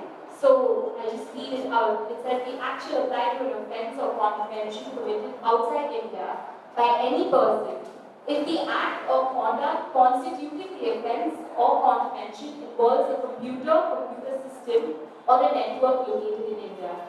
So if there is some sort of criminal activity in Kenya and New Zealand without any connection to India, the IT Act obviously will not apply. So there has to be some sort of connection to India, even if it's remote. Right? Now, a very interesting topic is also the admissibility of electronic evidence in courts. This is something that we, as a litigator, I face in some of my cases day-to-day as well. I have clients coming to me with, WhatsApp screenshots and lots of emails, but I can't just produce it in court as it is. Right? The judge might not even look at it. I need to ensure that the evidence that I am submitting has not been fabricated, which is something very easy to do through Photoshop or just altering an email just by forwarding it or changing the text. So as a lawyer, my first duty is to the court to ensure that I am not submitting something false. So I have to recheck with my client. And once I have clarity regarding that, I can submit it in court, but it has to be supported with a certificate or an affidavit stating that the material is original and authentic. So basically in court, the court will look into documents of evidentiary value, basically place reliance on documents only if it is sure that it can be relied upon, that it's authentic, that it's not forged, that it's not fake. So a certificate that's notarized accompanying such electronic evidence such as emails will hold through. You had a few bankers talk to you this morning. So for financial fraud and debt recovery, it's important that there's a certificate under the Bankers Book Evidence Act, which is basically a certificate from the manager stating that they use banking software that's safe, that doesn't get tampered with, and they have employed effective safeguards to ensure that it is secure. But despite all of this, as a lawyer, I have had several cases defending banks against their delinquent employees who sometimes use the banking software without any authority to transfer money from customers' accounts into their own. So we had a few cases with, let's say, a staff worker or a clerk in a bank who just transfers over 4 or 5 lakhs from someone's account just to their own. And of course, there are internal procedures that the bank holds and there's disciplinary action taken against the employee, but they still try to appeal to the High Court asking for, PF, which is Provident Fund, and other sort of benefits. But the courts so far have taken a very firm stance against these sort of illegal activities because a bank is supposed to be a custodian of public funds. And when checks walk into the bank every day, that's not very good for public funds. So another set of cases that we get that are quite unique are when clients come to us with a startup or a new venture, and we don't want to spend too much money on lawyers or spend too much time on drafting elaborate contracts. We just want to get their business, up and running. And this is something that I guess you might face as you're all commerce students, either if you start your own venture or you assist someone with theirs. So if you don't do a proper due diligence like A did, and over here in this example, A decided to purchase raw materials from vendors that A just found without entering into contracts and without proper due diligence. A entered payment schedule details on payment links and lost several lakhs. And it's very hard when you have people who come to you as a lawyer and say that this is what I've done, but they've not employed effective safeguards by having a written contract or even electronic contract. So there are some ways where certain losses can be avoided. Cybersecurity, as you all know, is very important, especially for business owners and businesses because it compromises your reputation. You can also face regulatory action, negligence claims, claims from third parties, lots of litigation expenses, which is good for lawyers but not so good for the business owners. And you also lose trust among your customer suppliers. It's also interesting to note that if you have a platform, so there are several, friends of mine who decided to create different social networking platforms. But what they fail to realize often is that they can also be liable as an intermediary if people can interact on their platforms. So, a common example is before eBay, there was an e-commerce site where the head was arrested because there was child pornography sold on CDs on the website, and I think the criminal proceedings are still ongoing. It's essential to have proper standards set for software, which our country lacks. But we do have interesting companies like the previous presenters where they go and they try and check how secure certain softwares are. It's important to strengthen infrastructure, of course. And I think the most crucial aspect is to ensure that rules and legislation that have been framed are framed only upon consulting technical experts. And of course, there is a duty of the public as well to remain up to date with advancements in technology and to ensure that you protect yourself. Interestingly, Karnataka had the first cybercrime cell back in 2001 at the CID headquarters, and we were the first state in India to have this set up. And just as of last week, the Karnataka government has set out 100 crores for a new cybersecurity policy. We're unsure what this is, we're not sure how it will play out, but it's something that is interesting that we can watch. The Information Technology Act set up an organization called the Cyber Appellate Tribunal back in the 2000s. It's mainly to help, report and detect crime, help prosecute criminals. But very interestingly, there's no chairperson appointed. So a lot of people were just wondering how they could go and file complaints, but there's no one to hear their complaints. It just seemed pointless. So a couple of students approached the courts and they brought this to the attention of the courts by filing a PIL, which is a public interest litigation, in the interest of the general public. And so once that was filed, adjudicating authorities were appointed, but the organization was still pretty much defunct until very recently. And it recently merged with the Telecom Dispute Settlement and Appellate Tribunal, which is mainly for telecom service providers like Airtel and Vodafone. So there actually was no point in having a cyber appellate tribunal because it didn't really function for over 20 years.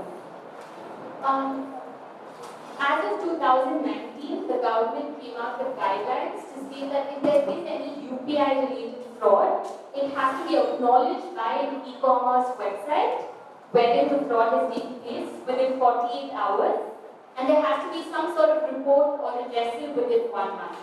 If this doesn't happen, then a person can file a complaint with the RBI banking ombudsman.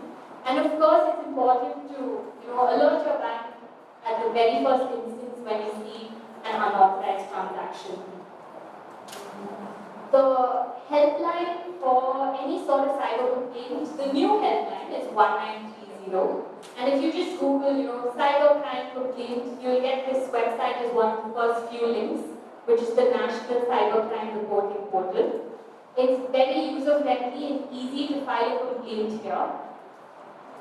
So complaints are mainly of two types, which is women and child-related crime and other crimes as well.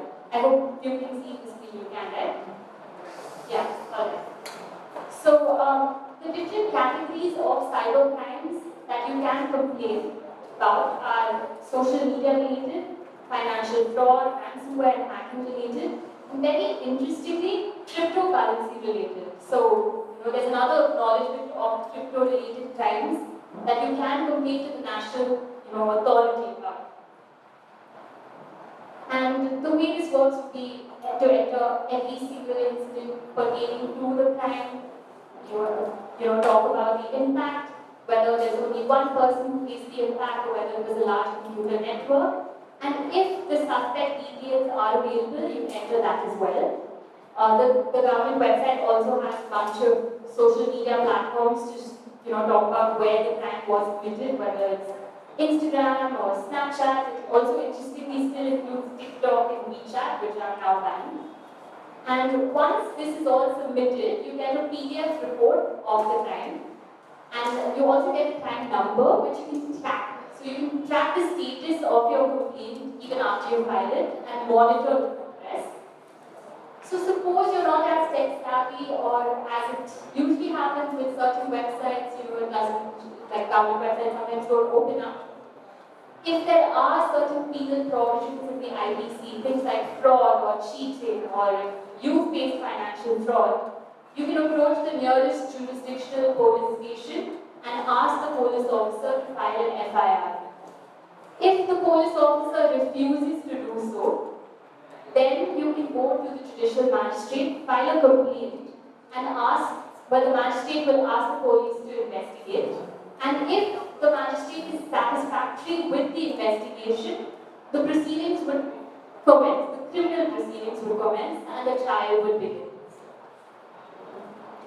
So the government has also created this organization called CERT-IN, which is the Computer Emergency Response Team.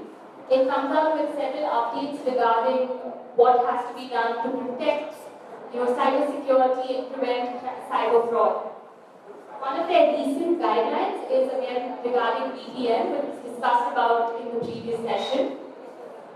It's interesting because several countries have banned VPNs, but this has been criticized a lot because VPNs are also used to protect people from adware and malware, and companies also use VPNs to protect their data from being breached. So it's interesting to see how these new rules on VPNs will play out because they're going to come into effect in June 2022. And these might face challenge in the courts, so it's something to look out for. Reform is a very important thing as well to try and prevent cybercrimes, which is extremely difficult because of the anonymity and the multiple layers that have to be pierced to find the perpetrator. Bangalore actually had a cyber lab established in 2007, which is quite early on, and it does some extremely good work. It helps capacity building, it helps educate police officers, defense personnel, prosecutors, judges as well, and school and college going children, as well as industrial experts. So it's very important for school and college going children to also be sensitized about cyber crimes, which is something that should actively occur from now on, because it's not just protecting them from serious crimes or avoid them from using certain devices, but if a child has access to a parent's phone and accidentally clicks a link and causes malware or ransomware onto the person's phone, it could be potentially very dangerous. Just a few words of caution. I think you've heard too much already by now. It's to mainly exercise caution with what you post on social media, especially your private details. Obviously, don't post your Aadhaar card and things like that. And it's also important to remember that information is scattered throughout whatever you post. So you kind of create a unique social media footprint where a person who is tracking your behavior can figure out what you do and what, basically your personal information by going through several posts and connected posts. And that can also help them access details like security questions, like what is the name of your pet. So these things are quite important to just be aware of. And if there is any person you know who is affected by cybercrimes, please make sure that they do report it on the portal. Thank you for your time.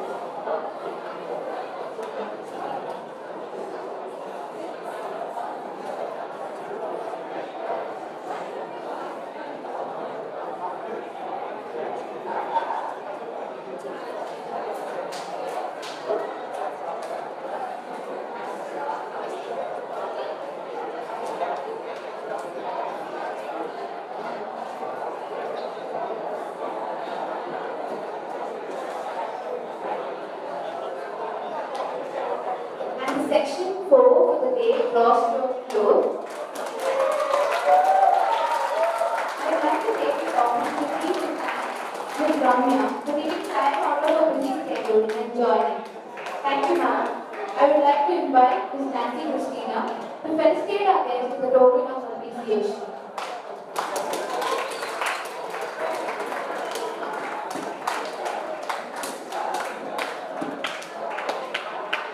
Thank you, ma'am.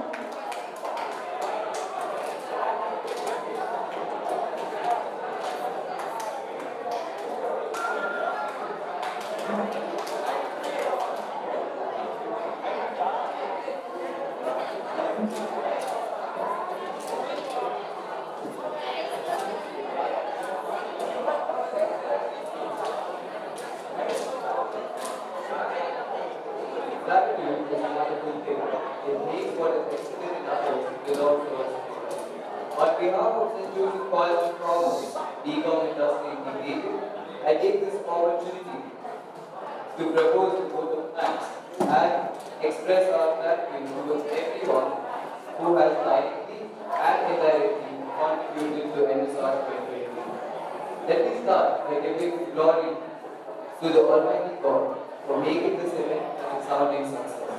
I would like to thank the management, our principal, Father Charles Estrada SG, our vice principals, Shift 1 MS Snehan SI, Shift 2 Dr. D. Raja Jeda Singh, BCom Department HOD Dr. Sudanti Bias, for their constant support and guidance in facilitating the event. We are extremely grateful to our guest speakers for the day they took out the time they took out of their busy schedule and address us on the relevant topics. Thank you for sharing your insights. I'm pretty sure we all took a lot away from this session. A big thank you to the support staff and helping us ensure that the event went on smoothly. We would like to thank all the participants for their patience and cooperation. Last but not the least, I would like to thank the body for coordinating the event.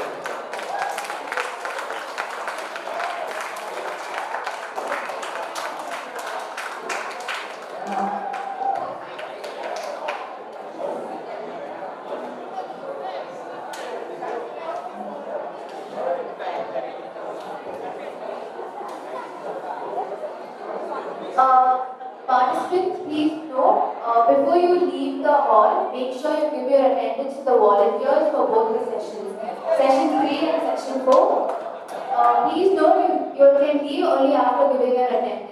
Thank you.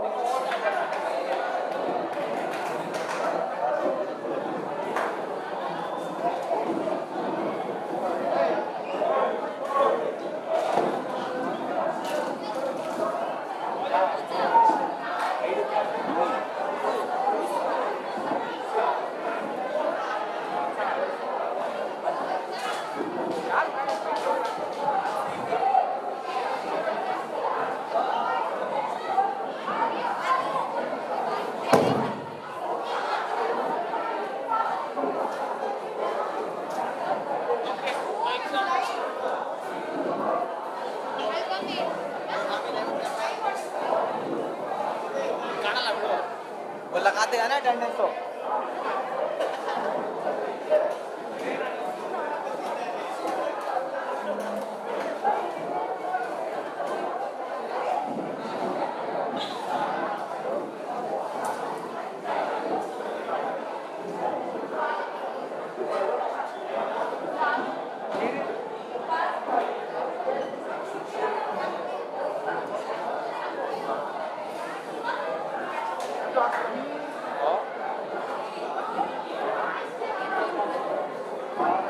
Sharon.